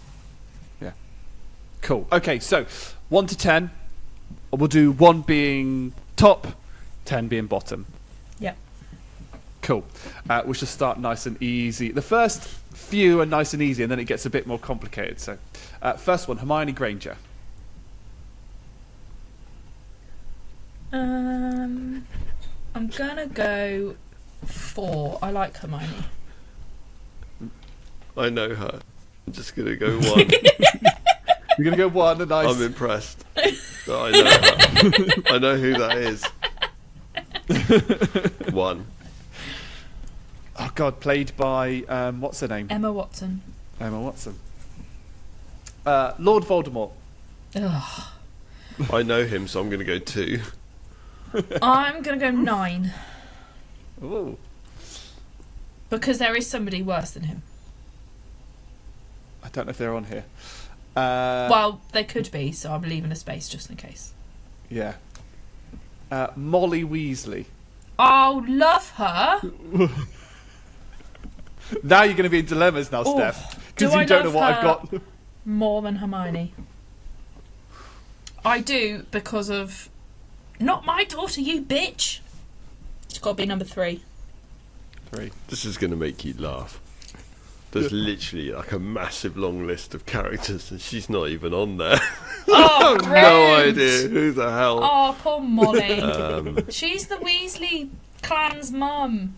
She's great. She takes in Harry as one of her own. I'm gonna have to go 10 because I don't have a Scooby. She's not even on my. She's not even on my list. I don't even know who she is. Poor Molly. Not going to be on this. Sir Patrick Delaney Podmore. So Patrick Delaney Podmore. Oh, is that? Head of the Headless Hunt.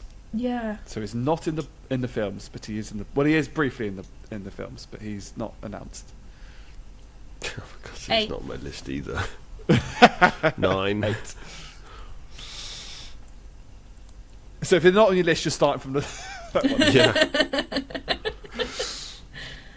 It's going to get difficult now. Argus Filch.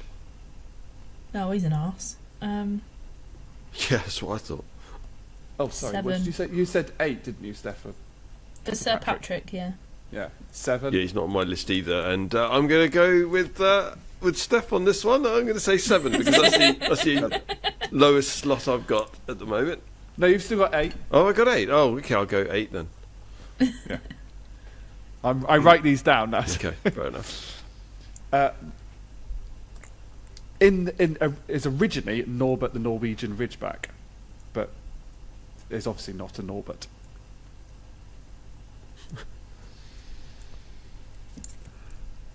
Six. I think you might regret putting some of the other ones. Jerry? 7. 7. It's not on my list. This one will be on the list. Dobby. Oh, I love Dobby. Dobby's I know great. Dobby. So what's the next highest one for me? 3. 3. I'll go for 3. I'm going to put Dobby at number 2. Sir Cadogan. Oh, Stand and dear. fight, you mangy dogs. Number 5. You're getting tricky now, Steph. Yeah, I've got 1 and 10 left. Oh dear. Might have screwed myself here. You have. I feel like I should have put Dobby as number 1. 1, 2, 3. Still You've not got on the list. 4. You've got 4, 5, and 6 left, Jerry. 6. You don't know Sir What Cadogan. characters are you choosing? I've got literally like 50 characters on my screen and none of them. You have to He's a portrait of a knight. He's a portrait of a knight. He's got some of the What? best. It's the best quotes. Stand and fight, you mangy. What's his name? Oh God, who reads the books? Stephen Fry. Stephen Fry does an excellent impression. I think was one of his best bits. Xenophilius Lovegood. 10. He's a coward. What? Just for What those is that going aren't watching this, you could. Jerry's face is a picture. Seriously, what? I told myself I wasn't going to leave number 1 last so that I couldn't get screwed over. And I've literally walked into it. This is like a boiled egg kind of situation I, here. if you put the one I left my space number 10 for, I'm going to be really cross with you. Jerry, you have 4 and 5. So let's left. go 5. 5. So Jerry's number 4 and Steph's number 1. I don't think you're going to be too offended, but it's probably not one you would there, is Buckbeak the Hippogriff. Ah, do you know what? Fine. What's your dreaded one? If I'd said something like Professor Snape? Umbridge. Oh, I've forgotten about If Umbridge. you'd yes, of ended course. with Umbridge, we'd be having words. Because she's a dick. I'm curious, name some of the names that you had on your list, Jerry. Right. Ron, Harry. Lord Voldemort. Yeah, that was number 2. Draco Malfoy. Yeah. And, surprise, surprise, Harry Potter. Professor Snape. Professor Dumbledore. Ugh. Luna Lovegood. Ron Weasley. Dobby. Rebius Hagrid. Minerva Oh, Hagrid. McGonagall. Sirius Black. Remus Lupin. Yeah. I've gone really kind of You have off-piste gone on the off-piste. characters. I've gone very off-piste. as Steph can Sorting attest. Hat. You see, Sorting Hat. So if you'd come out with things like Sorting Hat, that would have been high up on my list. Hedwig would definitely have been my number 1. Yeah. Oh, Hedwig would have been near Right. the top. Nagini. Yeah, Nagini. Yeah. She Cho can fuck Chang. off and all. Cho Chang. Victor Crumb. Yeah, I chose really out there characters. Peeves. To, You The did. Story of Greengrass. Peeves. Right. Pansy Parkinson. Fluffy. What's Fluffy? Don't know what Fluffy is. Three-headed dog. Oh, is it? Oh, there you go. Fluffy. Right. A giant three-headed dog. That's it. Oh, I haven't got 3 treats. To break this one up. That's it. Oh, dear. Right, on to the quotes. And I'm going to do my best on these quotes. And there are 10 of And- these as well. There are 10 of So these what, as well. what do we have to purely do 'cause with I these had ones? It's the same again. Just Like, rate you them. just have to base purely on vibes for you, Jerry. Vibes, yeah. I'm feeling the vibes. Let's do this. Right. And I'm going to do my best. I'm not going to do voices. I'm just going to do kind of emphasis, I think. So, here's number 1. I hope you're pleased with yourselves. We could have all been killed, or worse, expelled. So, Steph's question, the book and the character? It's Hermione Granger and it is in Philosopher's Stone. That's correct. Is there anything you want me to do here, or No, I'll just pick a bear number. witness? Pick a number. Bear witness. Well, I like that quote. I love that quote. I think 1. 1. Steph? I'm going to go 4. 4. It is a good quote. I It like the is. way it's like, we could have been killed, or worse, expelled. It's I like, love that. She needs to get her priorities straight. Yeah. Quote number 2. What do you mean that's the general idea?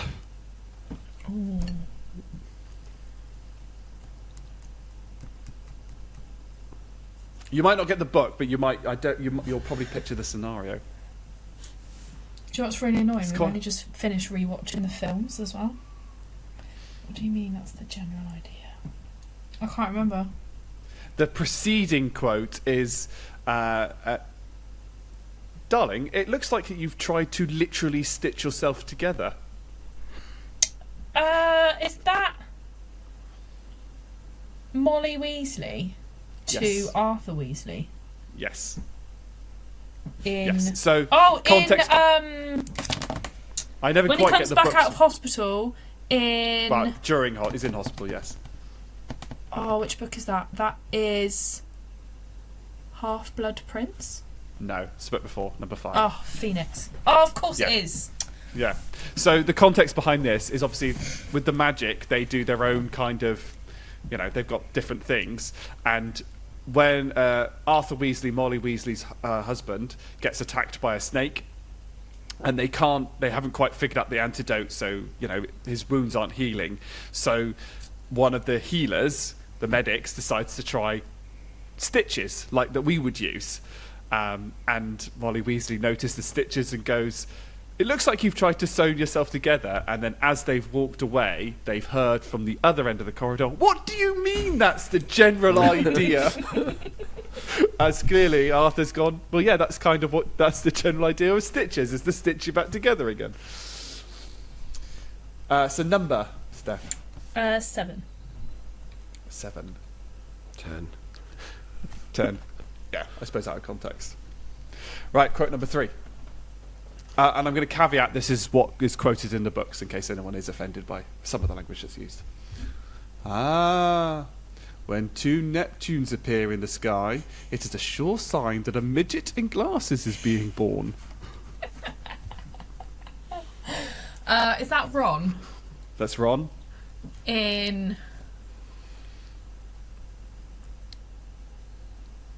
Is that Order of the Phoenix? No. Half-Blood Prince? No. Goblet of Fire? Goblet of Fire. This is about divination, and there's a lot around predicting your future, and it turns into a bit of a running joke. So there's a lot of sarcastic comments with Ron going, yes. So they were doing astrology, and Parvati Patil, I believe it is. Oh no, it's Lavender Brown goes, I've got an unexpected planet. It looks like Uranus. And Ron turns around and goes, "Can I have a look at Uranus?" Lavender. It's full of things like that. Number, where Steph. am I gonna put that? 9. It's a bit That's harsh. a great quote. I'm going to go 2. Yeah. Yeah, it's a great quote. This one's pretty easy. Have a biscuit, Potter. That's McGonagall. In Half-Blood Prince. No. No? Order of the Phoenix. Order of the Phoenix, because of bloody Umbridge. I always forget which one she's in. Order of the Phoenix. Harry gets sent to the deputy headmistress, Professor McGonagall, and he's after getting in trouble, and he's thinking, I'm going to be in trouble, she's going to shout at me, and she just goes, "Have a biscuit, Potter." He's So like, that's "What?" because McGonagall knows that Umbridge is a dick as well. Number, I'm going to Steph. put that at number 3. 3. I'm going 3 as well. McGonagall's great. Okay. This is one of my favourite quotes, but I think the whole scene is good, so the quote might be a bit of I think, "What are George and I then? Next door neighbours?" That's Fred. Yes. And that is... It's one of the later ones, I think.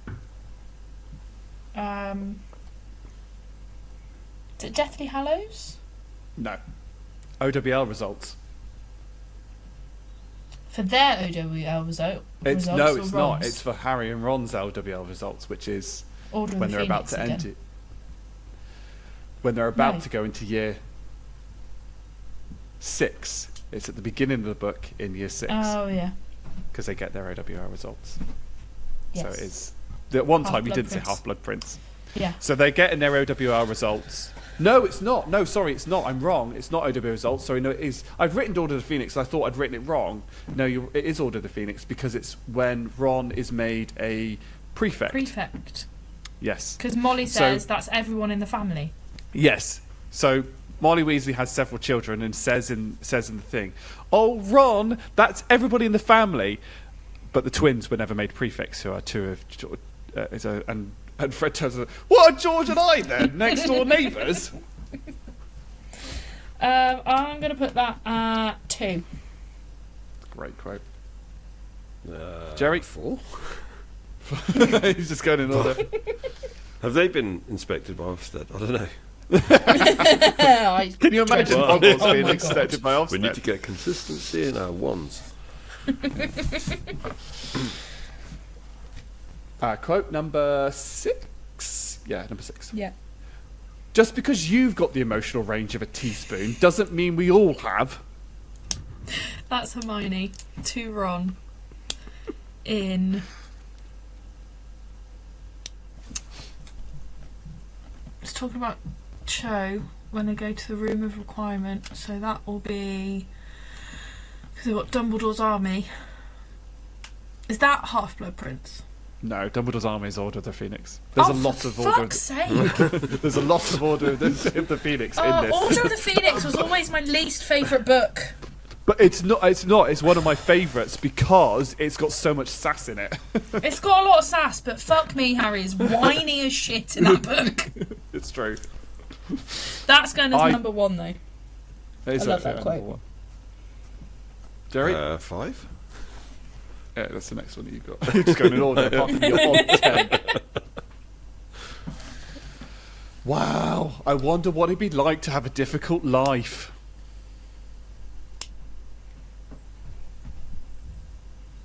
Is that Harry? It is Harry.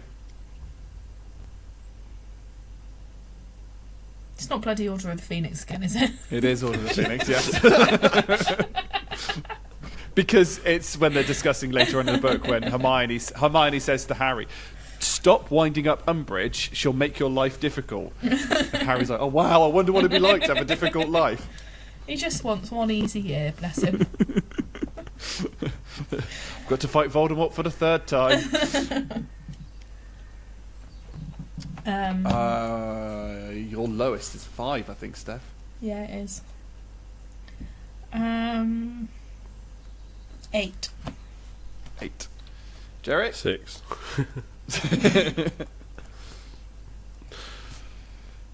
Quote number 8.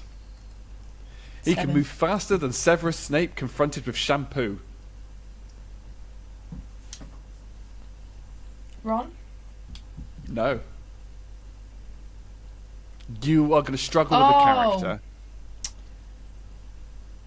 Is it Sirius? No. Oh, then I don't know. It's Rapier off of the radio in the Deathly Hallows.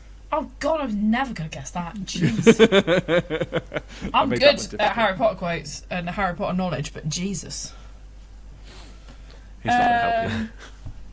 Although, how would Jesus be interpreted at Hogwarts? Would he just have been like a normal student? You know, he would have rocked up and gone, "Oh look, I've turned water into wine." Yeah, so can all of us, mate. Yeah, that was last week's Transfiguration lesson. So can we. I'm going to go 6. Oh, we put that higher than I thought. 7. I think Jerry? Snape's nice. Guess where one of my favourite characters. From now on, I don't care if my tea leaves spell die, Ron, die. I'm chucking them in the bin where they belong. Ron? Yeah. In Order of the Phoenix? Yes, funny that. Number 5. Do you have 5 left? You do have 5 left. Yeah, my last one is 10. Yes. Jerry? What's the next one? You've 9? got 8 and 9 left. Huh? Oh, 8 and 9. You've got 8 and 9 left. 8. What did I put? 10 then? What do you mean that's the general idea? Oh, yeah. And the last quote that Steph, you have at 10, and Jerry, you have at 9, is the poor toilet's never had anything as horrible as your head down it. It might be sick.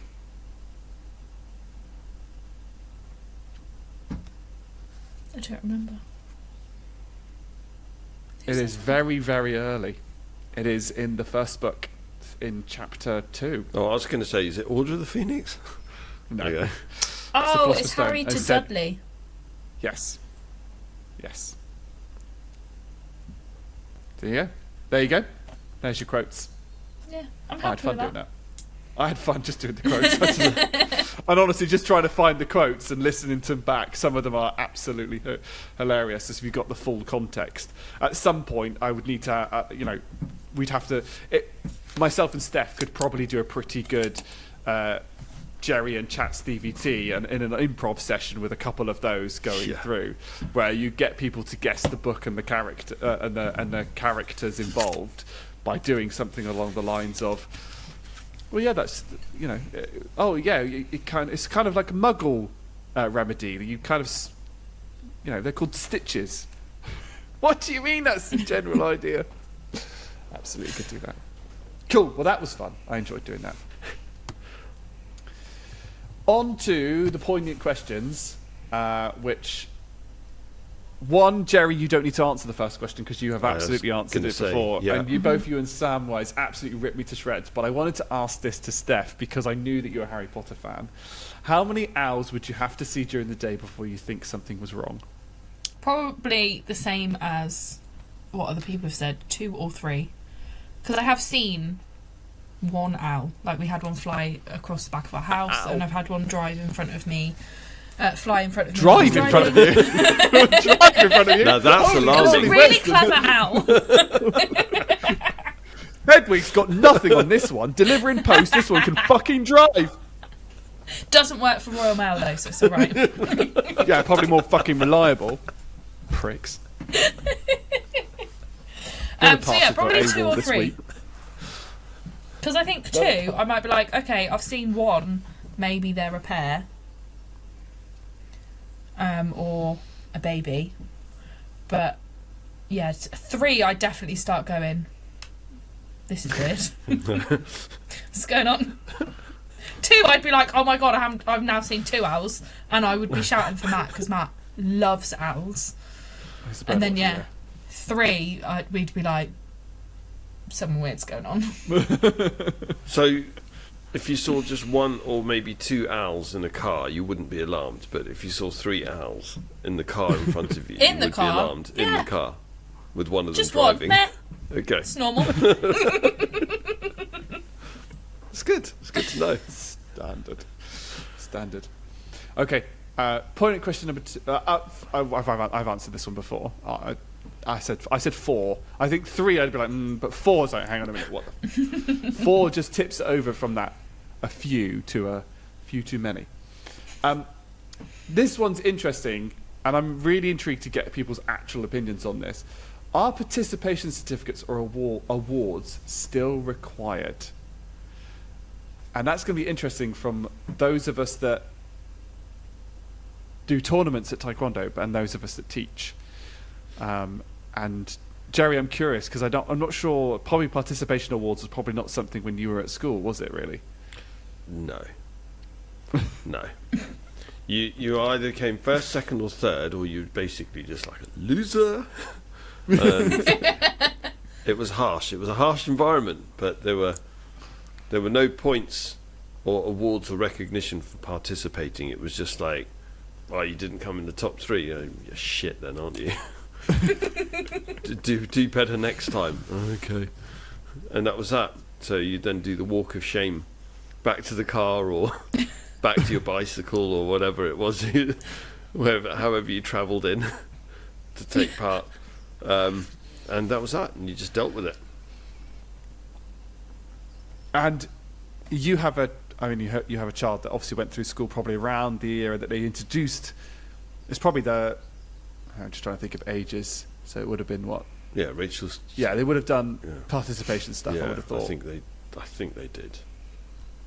But I was still very harsh on her and said, "Well, you came 6th. That's shit." But I took part. I've got a certificate. I go, it doesn't matter. As I tore it up, put it in the shredder. No, I didn't. I never did that. To be fair, from some of the stuff that you've said to me that she said to you about your fashion sense. Oh yeah, she's just as harsh on you. Yeah, yeah. She gives back as good as she gets. Yeah, definitely. She's absolutely torn me a new arsehole with some stuff. So, yeah, that's fine. Sunglasses indoors. What are you doing? That is the best thing about dad-daughter relationships. Oh, it's brilliant. The amount of shit I give my dad is unreal. Yeah. Oh, I was going to say, your poor dad, Steph, is just... I don't know how he's not had a nervous breakdown. Because he's got 2 of you. Yeah, he does. And let's be honest, out of the two of us, Hannah is way more sassy than I am. I'm not brave enough to make that comment yet. Because she's more sassy than I am. Yeah, but it's also on a scale, right? In comparison to the most of the world, you two kind of top the scale anyway. So, Well, Well, can't Rachel, survive life. Rachel says I walk like a sim. Like just to give you an example of just like one of the. that is the best insult that I have ever heard in my life. She's been saying it for years. You can't like take offence at it, but it describes somebody just so perfect. You walk like a sim. sim. She always points it out. Have you got the little bob going on as well? Yeah.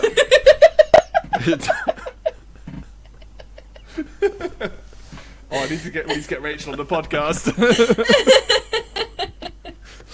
Or we just need to have a new section. Rachel's greatest insight. You walk like a sim.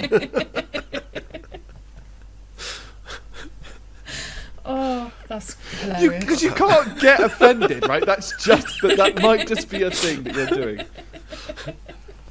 Oh, Lord have mercy. That is genius. That is the best thing I've heard all day. Honestly, that's great. Yeah, I mean, you have to laugh. Though. It's like, I said, no, do I really? Yeah, you do. No, I don't. What? And then she's shown me like clips on YouTube of Sims walking, and you go, yeah, I kind of get that now.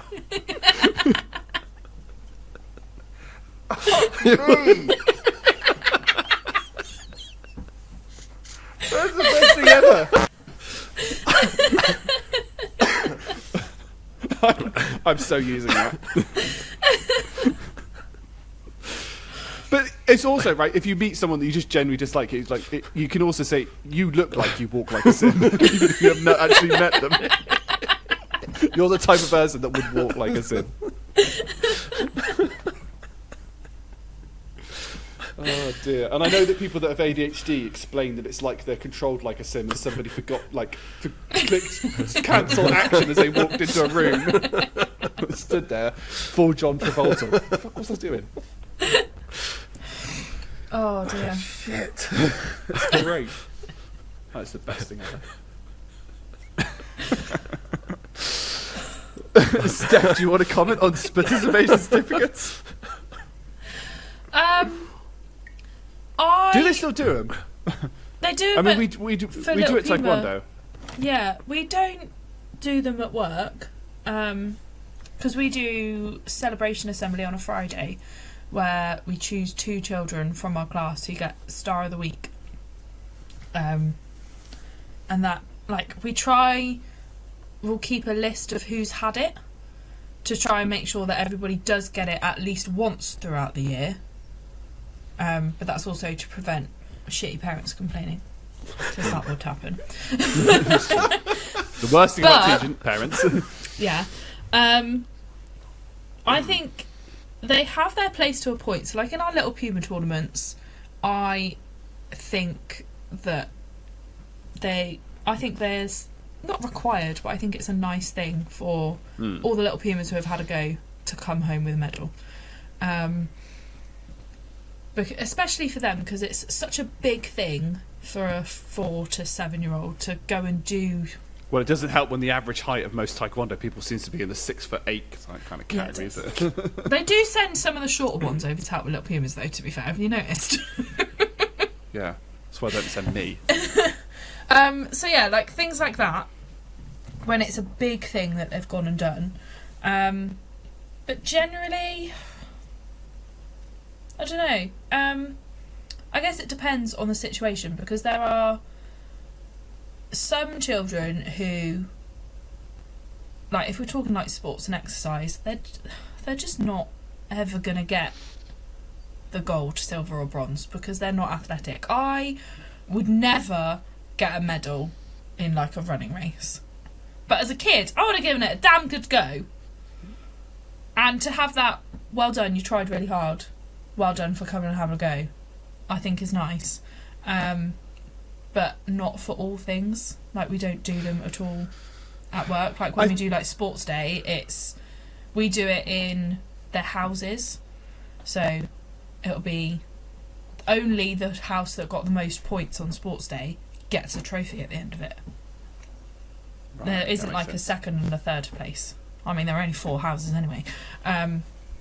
But yeah, and like they don't get a medal out of it. They just get the knowledge of, yay, my team won.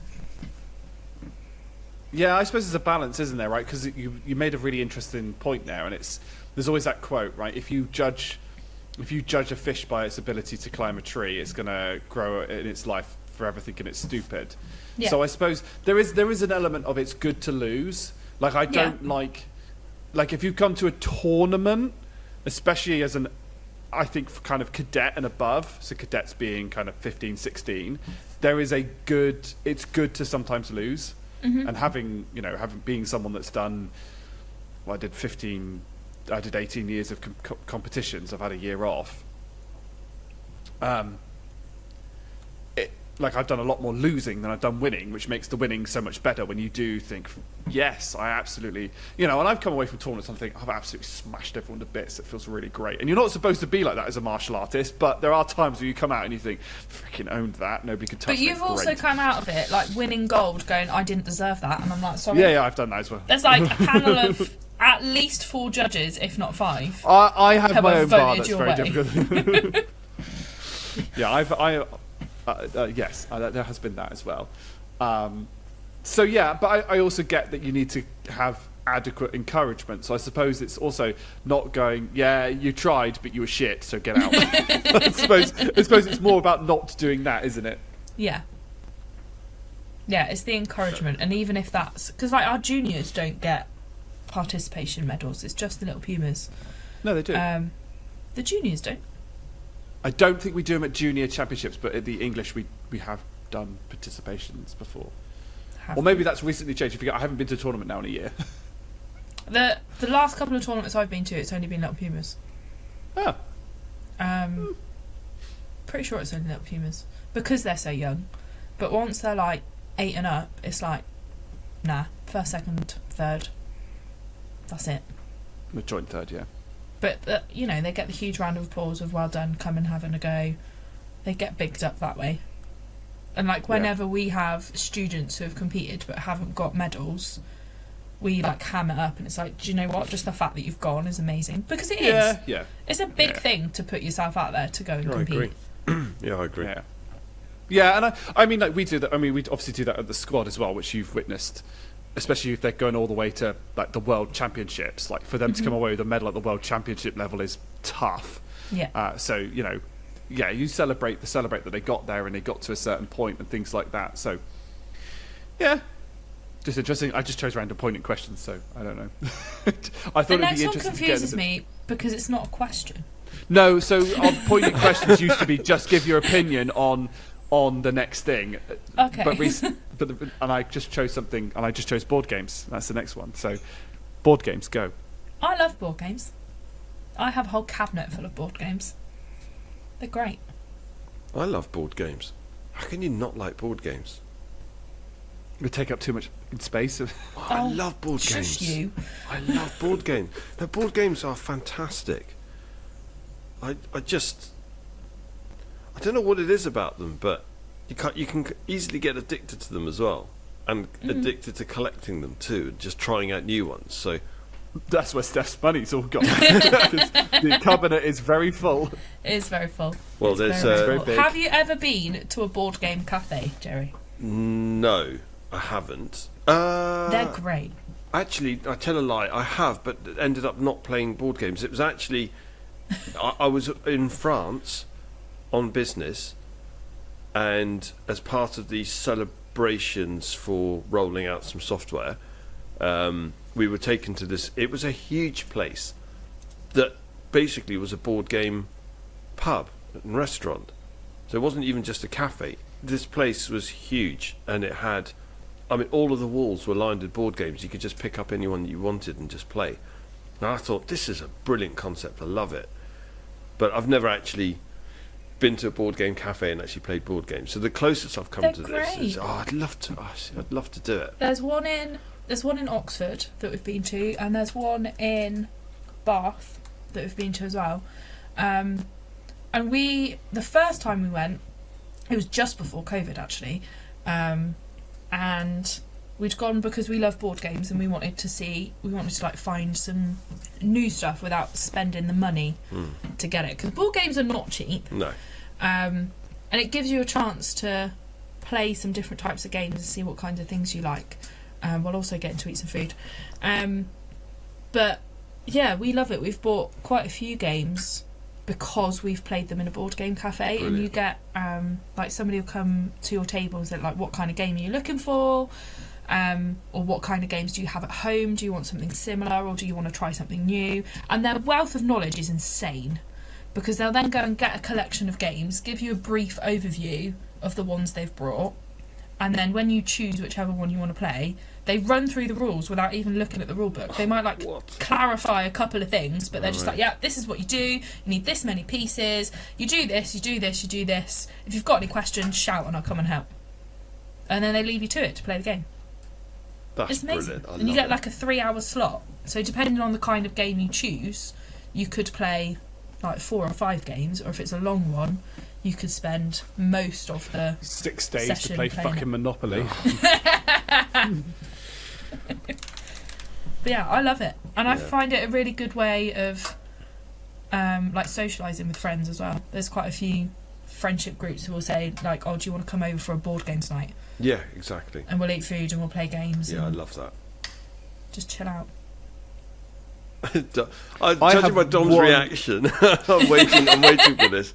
Dom, what are your thoughts on board games? Over to you. So, board games are interesting for me. I get the appeal, and I get people that like them, and I have enjoyed playing board games. There is one board game that I refuse to play, and that's Monopoly. I cannot stand Monopoly. So just too many arguments over the years of Monopoly. So, like, I'm up for most board games. I have one big bugbear with board games, and it kind of all stems in. And I suppose it's probably the environment that I've grown up in with Taekwondo. They can get very, very, very, very, very competitive, and 99% of board games are based on luck. So, and the amount of times that I'm sat there and somebody's going, hey, you're losing. And I'm like, I can't make the dice roll a fucking 6. Right? That's not my fault. Complete RNG. And we get very competitive. And there are some, like, there are games that I prefer. Like, I much prefer like playing Shithead or Exploding Kittens or something like that, because there is an element of, ooh, if I do this, this is clever, and you learn a bit of rules. So although it's still down to chance, you can still kind of like play the best hand that you've got. But there are some games where you're sat there like, this is purely RNG, and somebody is winding you up that you're losing. It's like, that's when I get a little bit like, my patience runs out very, very quickly. So I like board games as long as people don't take them too seriously, and it gives me an opportunity to rein in my competitiveness. I'm a very gracious winner, and I'm a very good loser. Are you? Right? I am. I'm not very good at being wound up, right? If I'm being intentionally wound up. Like, I've lost my shit a few times. You're like, fuck off. And then, like, there's an example a couple of weekends ago at Mario Kart. I was like, just fuck off. And then utterly went, right, I'm going absolutely ham mode, right? And just destroyed everybody, because that wasn't 100% RNG. It was me going, right, I'm now just going to show you what I can do. So I like being in control, like, I fully admit that. But when it's complete RNG and someone is sat there going, hey, I'm like, fuck off. And that's when I do lose my patience with board games. But I also think that quite often they're horrendously overpriced, and storing them is a bugger. And as somebody that's a minimalist, that it's not my thing. I would much rather go to other people's places to play board games than have people come over to mine with board games. When people come and visit, I expect them to bring board games and take them away with them again. I don't want gifts of board games either. Whoops. So yes. I got you that travel herd mentality, didn't I? That's true, but that's small, right? Yeah, it's small. It's not too bad. It is in a cupboard. Yahtzee. Yeah. Love a bit See, of Yahtzee. so Yahtzee's a really fucking good example, right? Because Yahtzee, right, is complete and utter luck, right? And yet, I have never, ever won a game of Yahtzee against Steph, and we have played it for hours. So how's that possible? And I don't know. And this is the reason why I don't like luck-based things, because clearly I am cursed by some divine being to have the world's shittest luck known to man. They all say you make your own luck. Clearly I didn't. Clearly Not when it someone comes to said, nope, Yahtzee." not giving you the ingredients. I honestly, because genuinely, me and Steph have played this at summer camp. We played it for like a whole day when it was absolutely Yeah, the lashing down weather with was rain. terrible. And we played it a few times there. I haven't won a single one. Brilliant. And not even like, oh, I could have made slightly different choices with some of the dice that I picked. It feasibly just impossible, because Steph will always roll some ridiculous high one that gives her 40 billion points, which means it's just not possible for me to catch. Like, oh wow, that's my fourth Yahtzee. I don't know how that Yes, happened. exactly. We'll play Yahtzee when we're at summer camp this year, and you Definitely. will see what happens. Definitely. And I'll be like, You're going to What win first time, and Jerry's going to be like, the fuck are you talking about? Yeah, you're talking shit, Dom. when I win, I am going to run down the hill going, yes! And I'll have the video camera set up so you can all witness it. So yeah, board games are great, just not my thing. So, right, last two questions on pointed questions are kind of linked. So, what's something you would never want to spend money on again?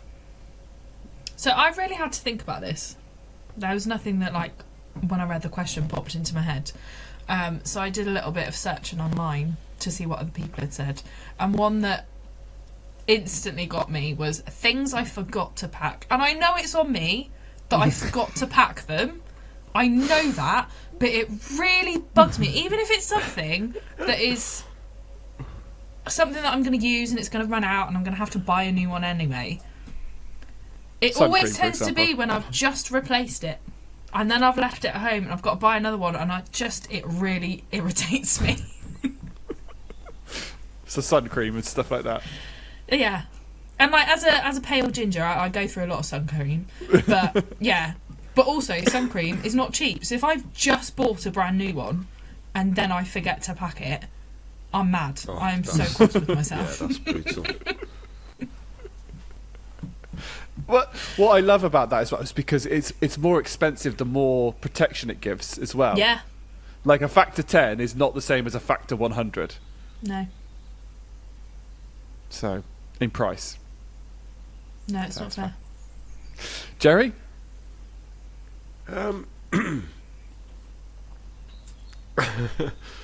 I think. I don't know. I was thinking about this, and I don't know. I can give an example of something, and I made a vow that I'd never spend money on it again, ever again. I got it years and years and years ago. I got a gym membership, and I used it for about 6 months, and then I let the other 6 months lapse. And I was just like, whatever. And then I didn't renew the gym membership for a couple of years, and then I felt guilty, so then I got another gym membership. I made that mistake basically 3 times, and on the third occasion, I was like, "Yeah, I'm never getting a gym. I'm never spending money on a gym membership ever again, ever." Because just for me, it's just absolutely, utterly pointless. For me, I know other people, like the gym, but for me, the thought of going to the gym and picking up weights or using a machine that literally has got more germs on it than a toilet. You joke. Unflushed- It's no, true. It's true. An unflushed It's true. toilet, and you just go, "Yeah, do you know what? That doesn't appeal." And then you have moments when you're like on a treadmill, and you just feel, so what? I'm like a bloody hamster. You just look at the people around you, and everyone's doing all of this, lifting these weights and running, and you just think, "Fucking hell!" Do you know what? I'd just rather go to the pub, just have a pint, and a packet of pork scratchings, right? And just Codename pork scratching. you only have, codename pork scratching. That's a callback and a half. That is. But Pork mince. Forgot about pork mince. So, yeah, for me, it's just like you've only got one life. Life is too short to be spent running on a treadmill like a hamster in a gym. So I'm never spending money on gym membership ever again. Talking to the person that's about to spend a lot of money building a gym. No, that's different. It's been one of his, no, but Dom, that's one different. of his criteria. One of my criteria for a house is getting a gym in a. No, but that I totally get. And I want to You do that use because the gym. I mean I go to the gym, very regularly. I don't like people. Yes, I can't. So I get it. Totally interestingly, get that. the germ bit, right? I touch wood. It doesn't happen in the next week, but or it doesn't happen. Like I've been quite good, like not as sick recently. One because I had loads of steroids, which helped, but the second also because like I carry around. They still have the cloths that they made us wipe down the gym equipment, and nobody now does. So I wipe the gym equipment before I use it, and if I remember, I wipe it down afterwards. But otherwise, I'm like fucking whatever. I've wiped it down before. That's the most important bit. But I'm between each set, I am constantly using the cloths to wash my hands before, like just to run my hands through that. That's probably the reason why my eczema is really bad on my hands these days. But at least they're clean, right? And hopefully don't get as sick as much.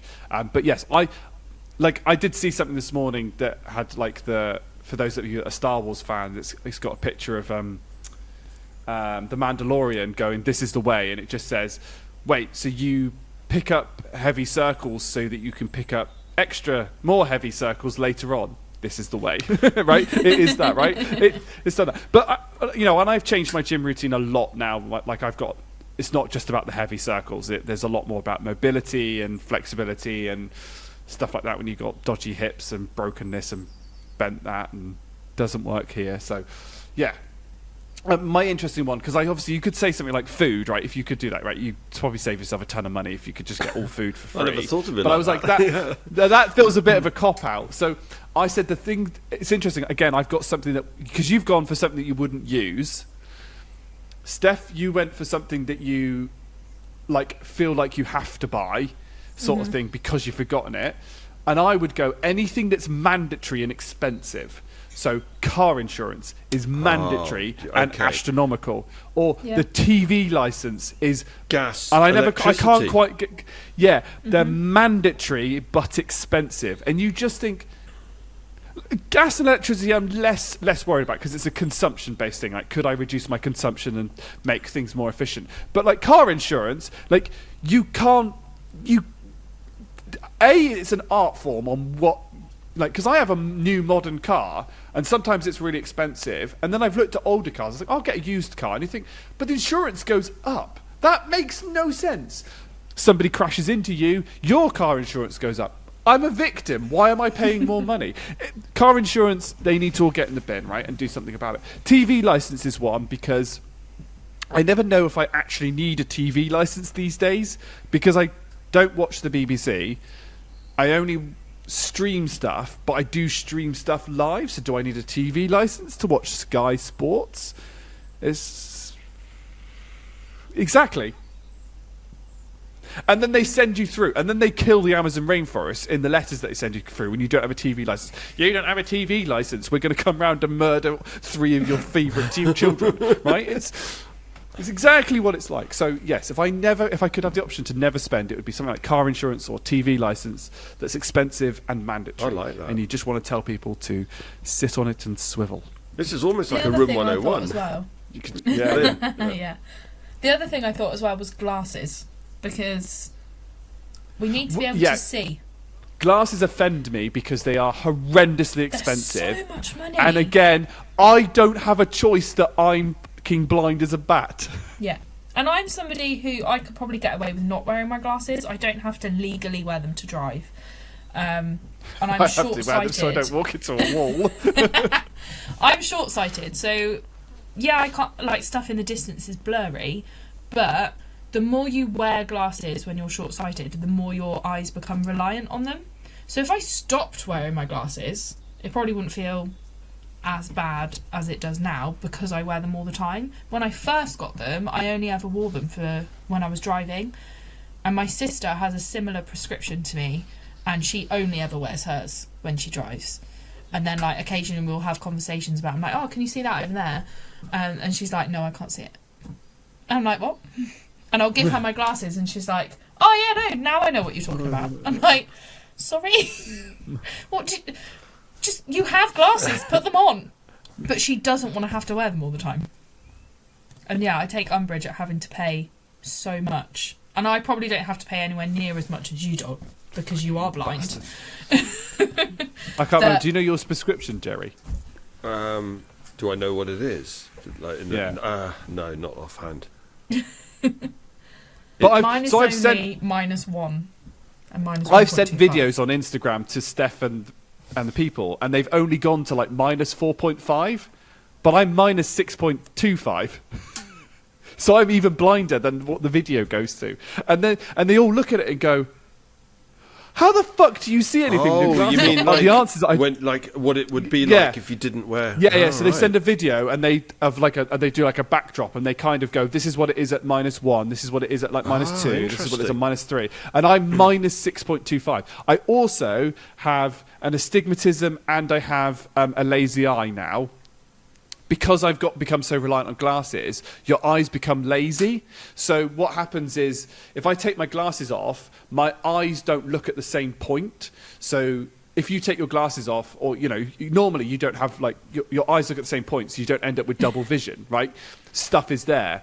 My glasses are. My eyes now so lazy that if I do that, I literally can see two. And I can't physically now do anything. So when I joke in sparring, when I spar about my glasses, and you go, hit the one in the middle, I'm like, I don't know, because there are two of them. It's an even number. I don't know which one's the middle. I'm taking my glasses. See, the thing is, I need my glasses to... So it must be long-sighted then. So I need my glasses to be able to read or use a laptop. Yeah. Oh, so you can see far away. I can see far away. What's crazy, the amount of detail I can see far away is quite remarkable. But yeah, I can't. I don't know if it'll do it. I wonder if it'll kind of do it, if it kind of adjusts itself to the... Yeah, no, I don't think it will. I'll find a video. I'll send it to you, Jerry. Yeah, I'm intrigued. You can see how blind I am.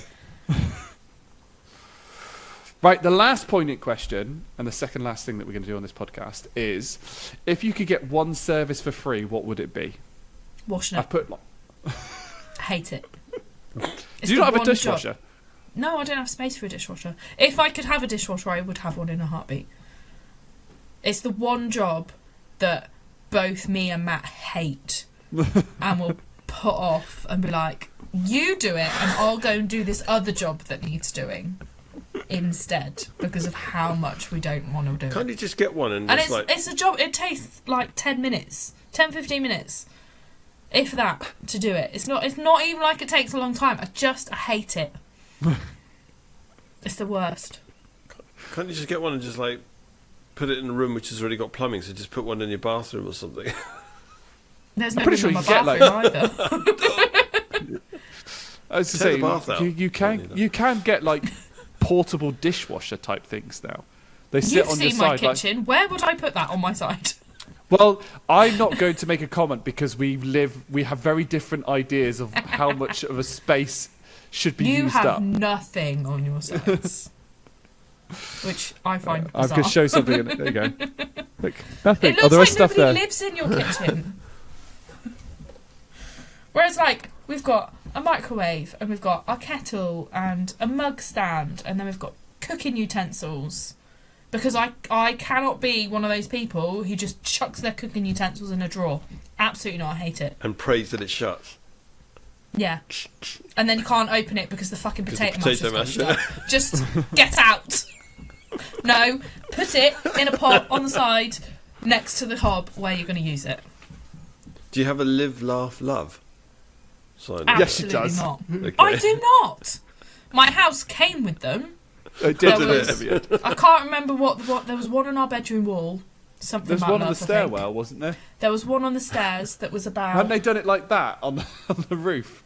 No, it was on the flat bit above the stairs, but it was like bricks and mortar make a house, hopes and dreams make a home, or some crap. And then there was one in the kitchen, in the dining room, about the best guests are something and a little bit drunk. I don't know if I'm... They all went. They all went straight away. I was like, no. But me and Steph do have a very different... Like, you have lots of stuff on your, like, mantelpiece and stuff like that, whereas mine would be empty. Honestly, this desk... to be fair, I don't use this desk. Matt uses this desk, and there is a lot of stuff on this desk. You would hate it. Yeah. So a potato masher. There isn't a potato masher, Right. but there is a Grogu, Oh, nice. What is it? and there is... I think it's just an Just ornament there. thing. And then there is a dinosaur that chomps onto your clothes and just hangs. That we got from Universal in America. Because Matt saw it and was like, he's adorable, I need to take him home. You two are like children. Maybe. It's also a What dinosaur service? pen. Oh, nice. I There's a maintain whole some host kind of of random crap professional. around here. I host a sort of professionalism, I think, out of Do you? our social circle, don't I? That's an old school Pikachu. It's a fat Pikachu. Yeah, Don't he see them used to very make often. noise. Oh. He sort of makes noise, and his cheeks flash. I don't know if you can see it. No, you can't. Oh, yeah. But yeah. I think that was something that Matt found at his parents' house and was like, oh my god, I used to love this. And I was like, used to? Yeah. Why is it coming home with us?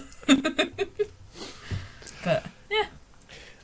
Jerry, the Nostalgia. one service that you would like? The one service that I'd like. Not that kind of service. Way. I'd say.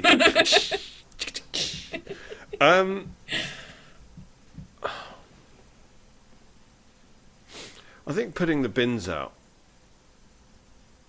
I hate putting the bins out. It's so annoying. It's one of those things that you sit down, you do all the stuff that you normally have to do. So you tidy up the kitchen. You finish cooking, you tidy up the kitchen, and you sort out the washing and all that. And you sit down and you think, okay, I'll just sit and relax. And then it gets to like 10:30 at night, and you go, oh fucking hell, tomorrow's bin day. And then you're trying to sort the bins out and trying not to get bin juice on the floor. And if it starts dripping, then it's like, oh, now I've got to clean the floor. Oh, fuck my life. And the whole thing, I've got to sort out recycle. Oh, this won't fit in the recycling bag. Oh, for flip's sakes. Then you put the bin out, and it's like windy, and you think, oh, I know I'm going to wake up tomorrow and I'm going to lose my bin. That's just going to get blown away into the Solent. Oh, fucking, I'm done. So bins. Yeah. I mean, What I would don't yours disagree, be, to Dom? be fair.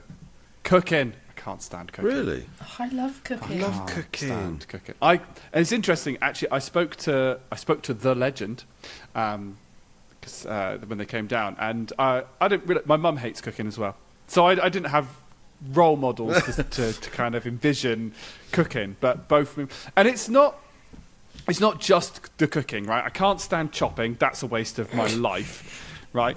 I can't stand the fact that food only lasts about 3 minutes and then it goes off, and it's all in packages that are like, for 12 people, and you think, well, I'm not going to eat 12 people's worth of fucking spinach, am I? Why does spinach come in Spinach is 800 ridiculous. in 800 gram packets, right?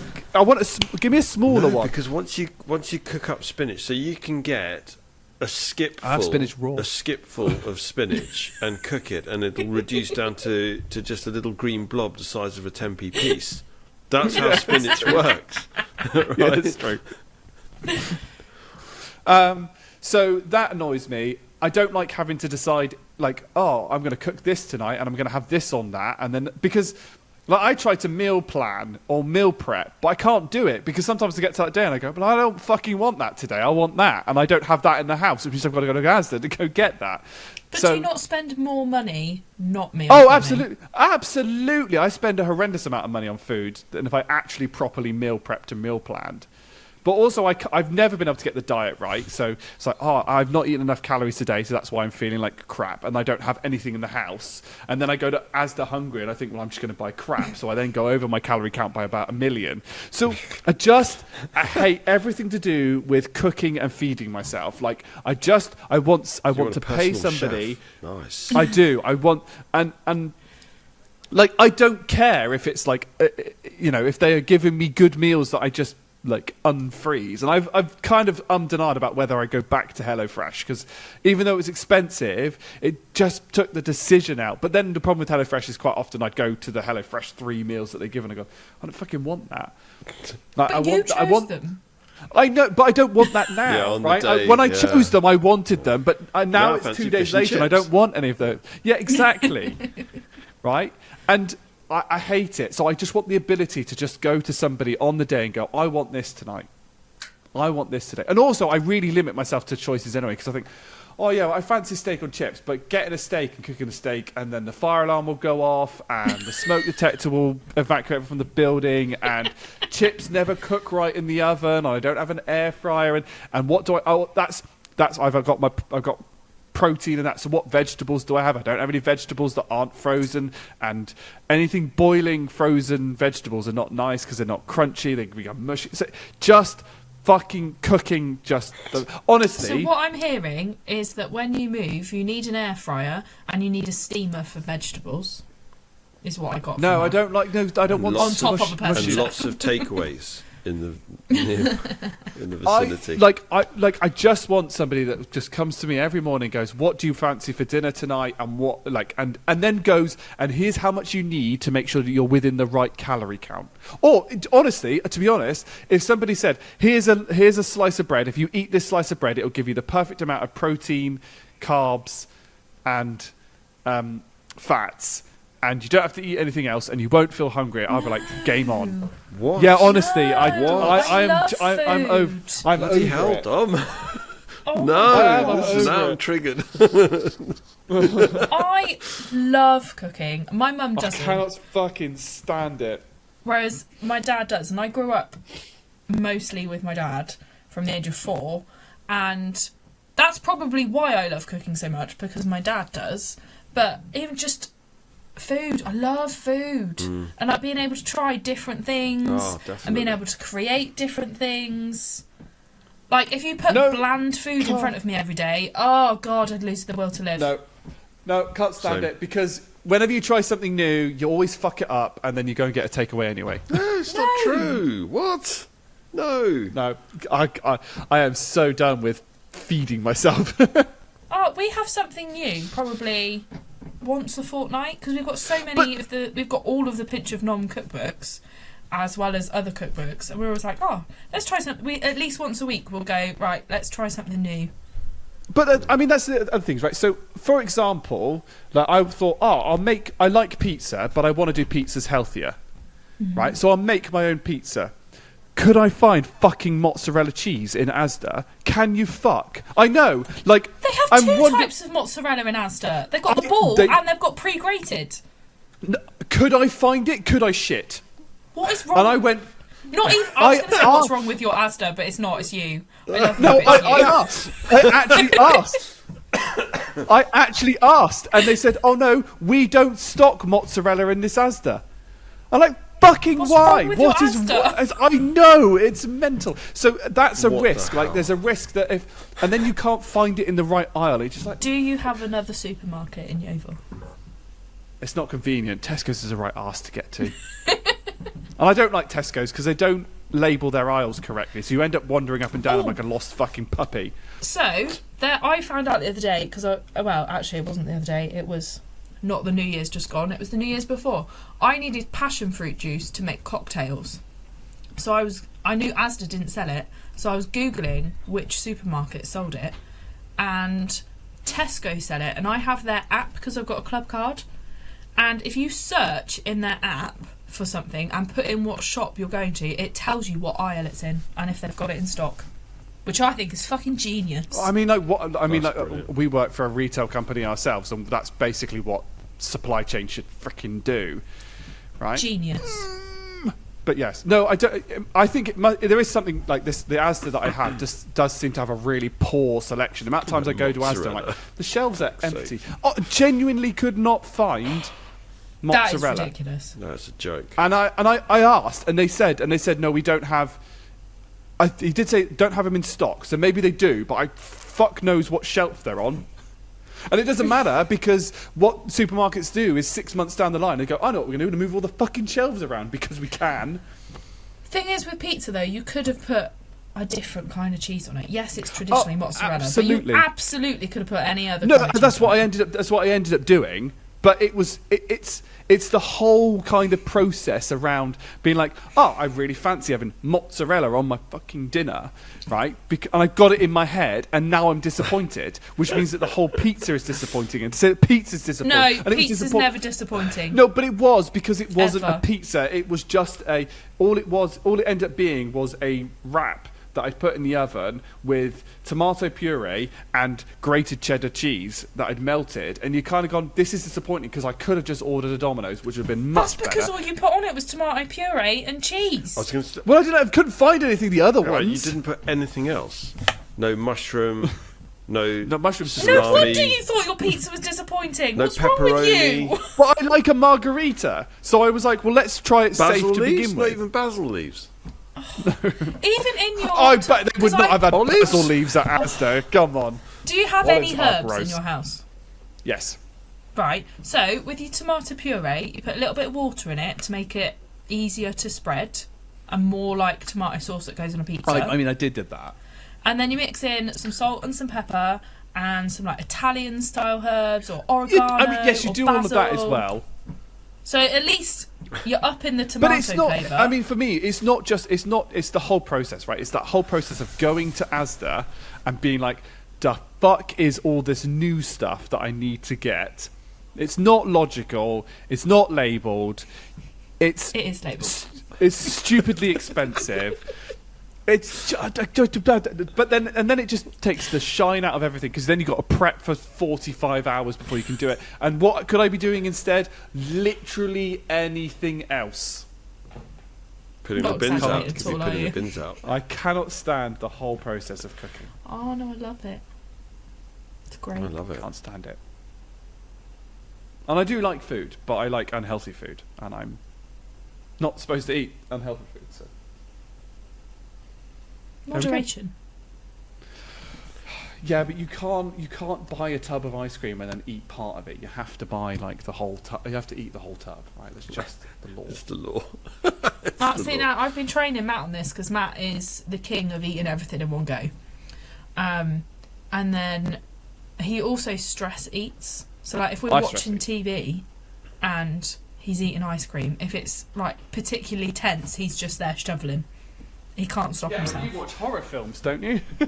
Sometimes we're watching something called Severance on Apple Oh, TV I've at the heard moment. it's very the good. streaming services are available. It's amazing. Is it? But literally, the end You're on of board? every episode, they're like cliffhanger. You're Brilliant. like, fuck off! Every episode. So yeah, we're watching that at the moment. But yeah, so we had ice cream on Friday, and I went to go and put mine in the freezer and just looked over at Matt's tub and went, okay. And he went, I'm putting it away in a second. I was like, okay. And then yesterday, when he got to finish his ice cream, sorry, we went on Thursday. Yesterday, when he then got to have the next part of his ice cream, he's like, I'm so glad I saved this. I'm like, see? He used to do the same thing with takeaways. He'd eat the entire thing, and then there's me with leftovers for lunch and leftover takeaway, leftover Chinese and leftover curry is even better than the first day. And he'd be there with his sandwich. And I'm like, I'm living the high life. And then one day he ate so much of a Thai curry that he then spent 3 hours going, I actually can't breathe. I'm that full it hurts to breathe. But I was like, this is why you save it. Because halfway through that meal, he'd gone, yeah, no, I'm getting full. And then proceeded to finish it anyway. And now he saves it, and he's like, it's changed my life. You see, I was brought up that you finish everything on your plate, so that's where I find that concept quite difficult. That was a Interesting. massive thing for our generation. Finish everything on your plate. Okay, I will go away from that. Last thing Just then. before that we I go want to that introduce- last section, though, Oh, because I don't yeah. think Steph's seen this, has she? So you were like, you had your little Pikachu and your dinosaur and all of that, That's coming. and then the small hand. You haven't seen the small hand, have you? And you haven't seen the small. I have not, because I listen on Spotify. I don't watch the YouTube videos, so... The small hand for your small hand. That's what I've got on my desk. Gotta have the small hands and the small hands for the small hands. Love it. I was expecting to do a Trump impression. No. I've tried to do an I've tried to perfect that, and I can't. Have you listened back to the one with Chat Stevie T? I haven't listened to all of it yet. Well, it's quite early on, where you do the Trump impression on Chat. Oh no, maybe it's No, not. it isn't. But you do a Trump impression on the Chat Stevie T one, and it's very well done. Is it? What, really? It's very no, good. I don't know. It's very good. Yeah. Yes, it's very good. I can just do Doctor Evil. And I that's it. think I made it into a short actually on one Oh, of the did you? things, so it's going to come out. Seriously, As, Dom, as really? A, as a short clip. Yeah, I think it is because that's the one that. Right, both me and Jerry haven't done this next section either. I've purely done. I quite like this idea. And I'm just very curious how to do it. This might be the only time that I edit the podcast to potentially speed up the next bit because we're going to need some time to kind of prep with the surprise. So we're going to do categories. So I'm going to share. I'll share my screen. I don't need audio. Oh, I need to actually click and categories and I don't need audio. Share. There we go. Let me know when you can see the categories. Yes. Yep. Right, I have reduced it to 6 because otherwise we'll be here forever.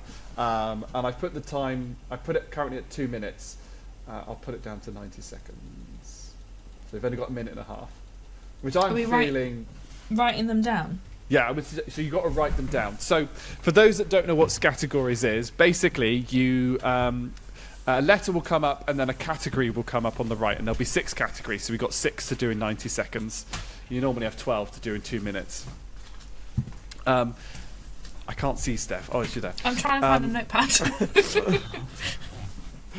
I thought you had one from earlier when you were doing.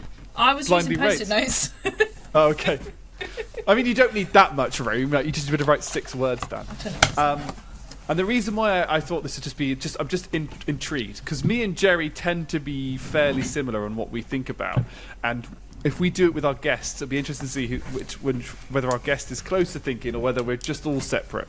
But this is the first time we're doing it, so welcome to the new category, Steph. I'm excited. New thing. Right. So I've set it to 6, and I'm going to hit restart, and it will restart. So we've got the letter A.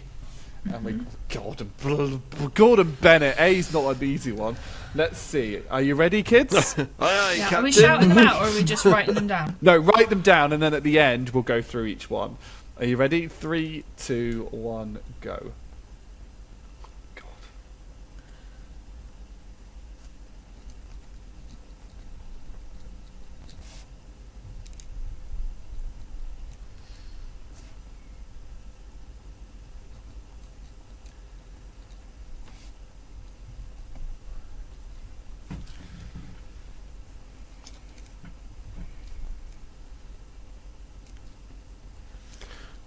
Are we writing down just one thing for each category? Yeah, just one for each category. So you should end up with 6 words, basically. I'm struggling with this one. Yeah, I have to admit I've skipped the first one. My mind's gone completely. Yeah, my blank. mind's Oh, gone. no, there's a word. Oh,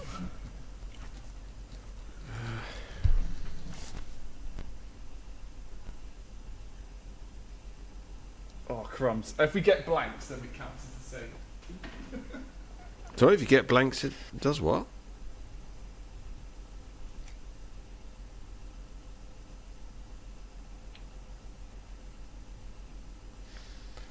I Blanks should be we, a pro at children's books. Yeah, I was going to say.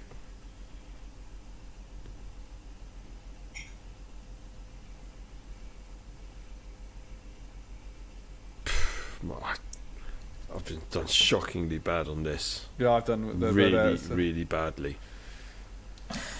Time's up. Yeah, I only managed to get 3 things. I only got 2. I did 4. Oh! By capitals, I assume it meant capital cities.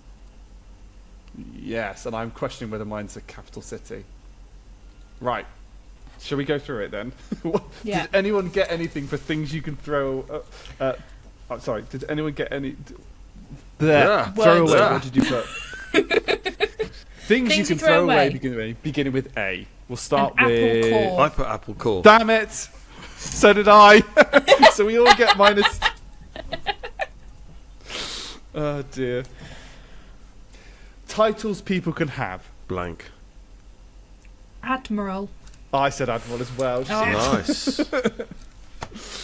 Nice. Maths terms. Algebra.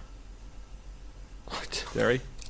My mind, honestly. I nothing. was going to go for algebra, and I just put addition. Oh. Yeah. How did So I it not didn't- go for that? I'm literally teaching that to my kids at the moment. Capitals. Athens. Athens. Oh, it's you two match. I'm not sure if it is, but I put Andorra. That was the first one that came to my mind. I'm think that's a pretty region, sure isn't that might be a region, not a capital. So I might have got a minus point on that one.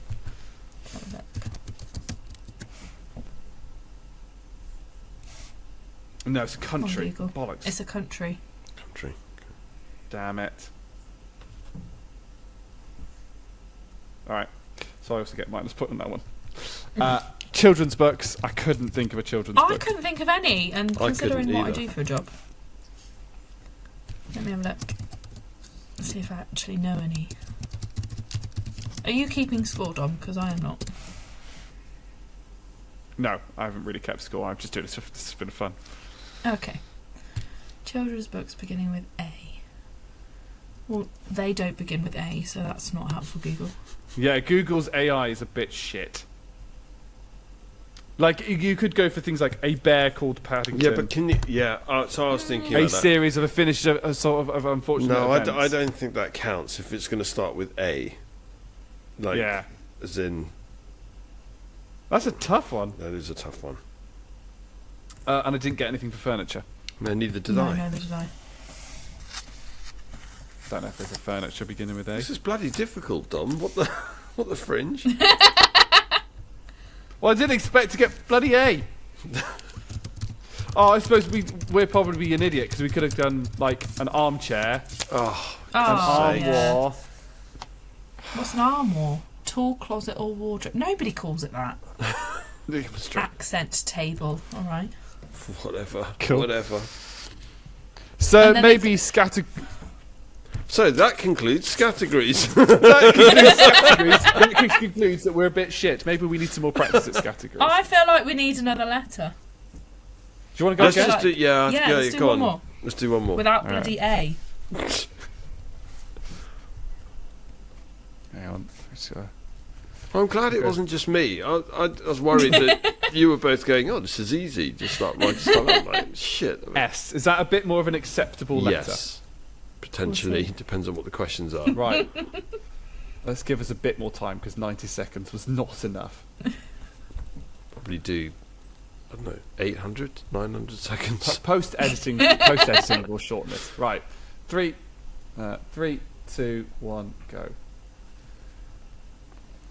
Oh God.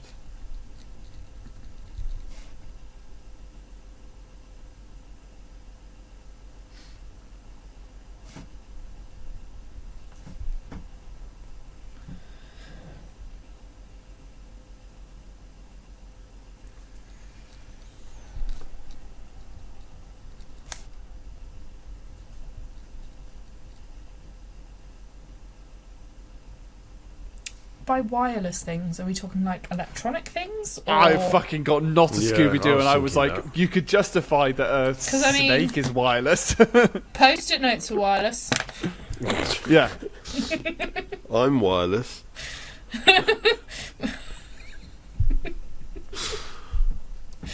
I think it'd have to be electronic, wouldn't it? Yeah. Okay, I have thought of something. I'm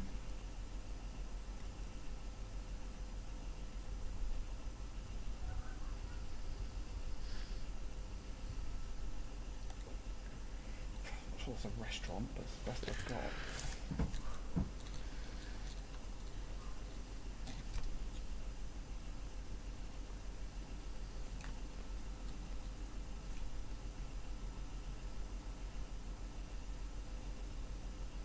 Try and think of a less obvious animal.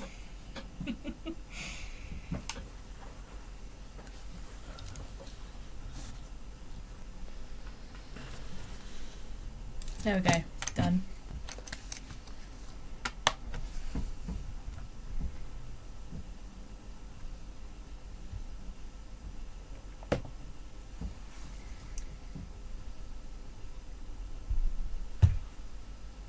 You got 5 seconds left. Boom! Dum. I was expecting to go ping in my ear and it doesn't. Right. Did we all get 6 for that? Yes.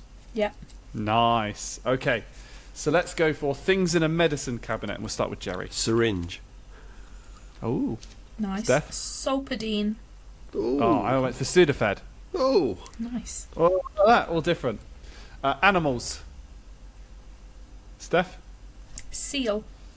Oh. Jerry? Signet. Squirrel. Signet begins with a C. Yeah. It does now.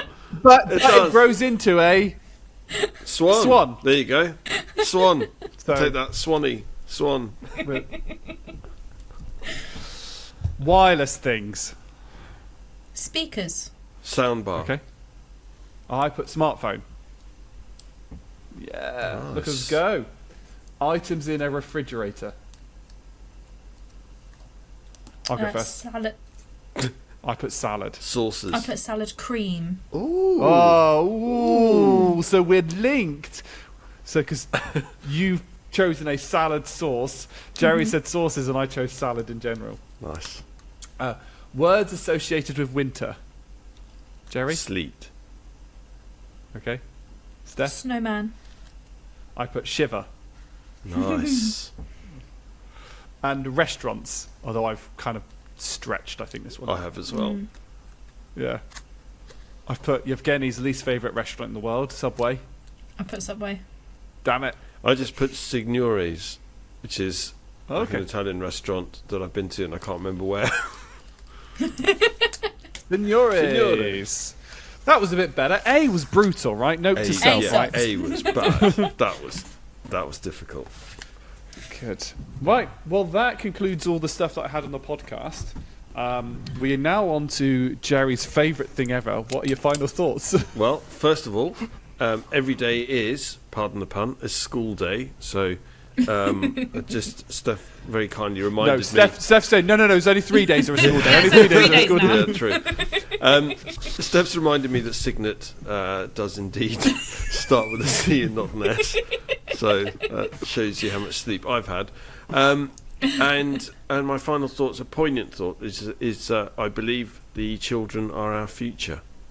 Teach them well and let them lead the way and show them all the beauty they possess inside. I think Whitney Houston once Even if that sang means punching parents on the nose.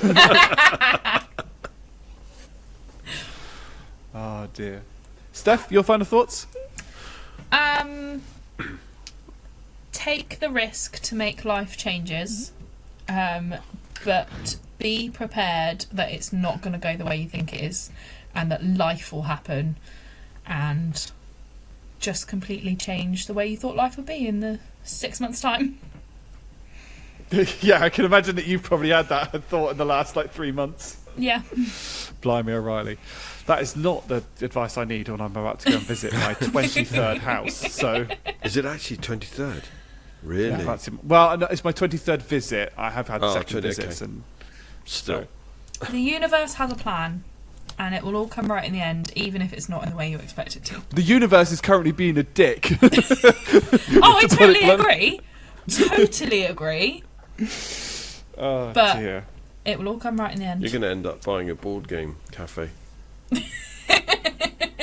Can you imagine? That would be amazing. There Would wouldn't my be any life board be? games Would my life because he be doesn't work like 'em. more? Would they be more or less stressful? More because you'd be dealing with customers. Yes, I couldn't work in customer-facing things. Yeah, you can't get What away are your with this. final thoughts then, Don? Yeah. Yeah. No, my final thoughts is it was wonderful to have you on, Steph. This was a lot of fun. Obviously, we've known each other for a very long time, and I always know where you are because I can hear your witchy cackle from across the field normally. But it's a wonderful cackle. So yes, it's always wonderful to have Steph for us to catch up because I think you have a lot more insight than you give yourself credit for sometimes, and you are hilarious, but not as funny as me. Jerry, as always, it is wonderful for us to catch up. We are still due a catch up because this week has been this week has been fucking bonkers. really, really bad. Honestly, the last 2 weeks. I don't know what's happened. No, I don't know what's happened in our company. We've had What? busy weeks, Dom, you and I. But for me, the last 2 weeks, I've never come across anything like it. I've never known it like it, to be totally honest. So it has been bonkers. And then the last thing is to just thank all of our watchers and listeners because again, we just love doing it.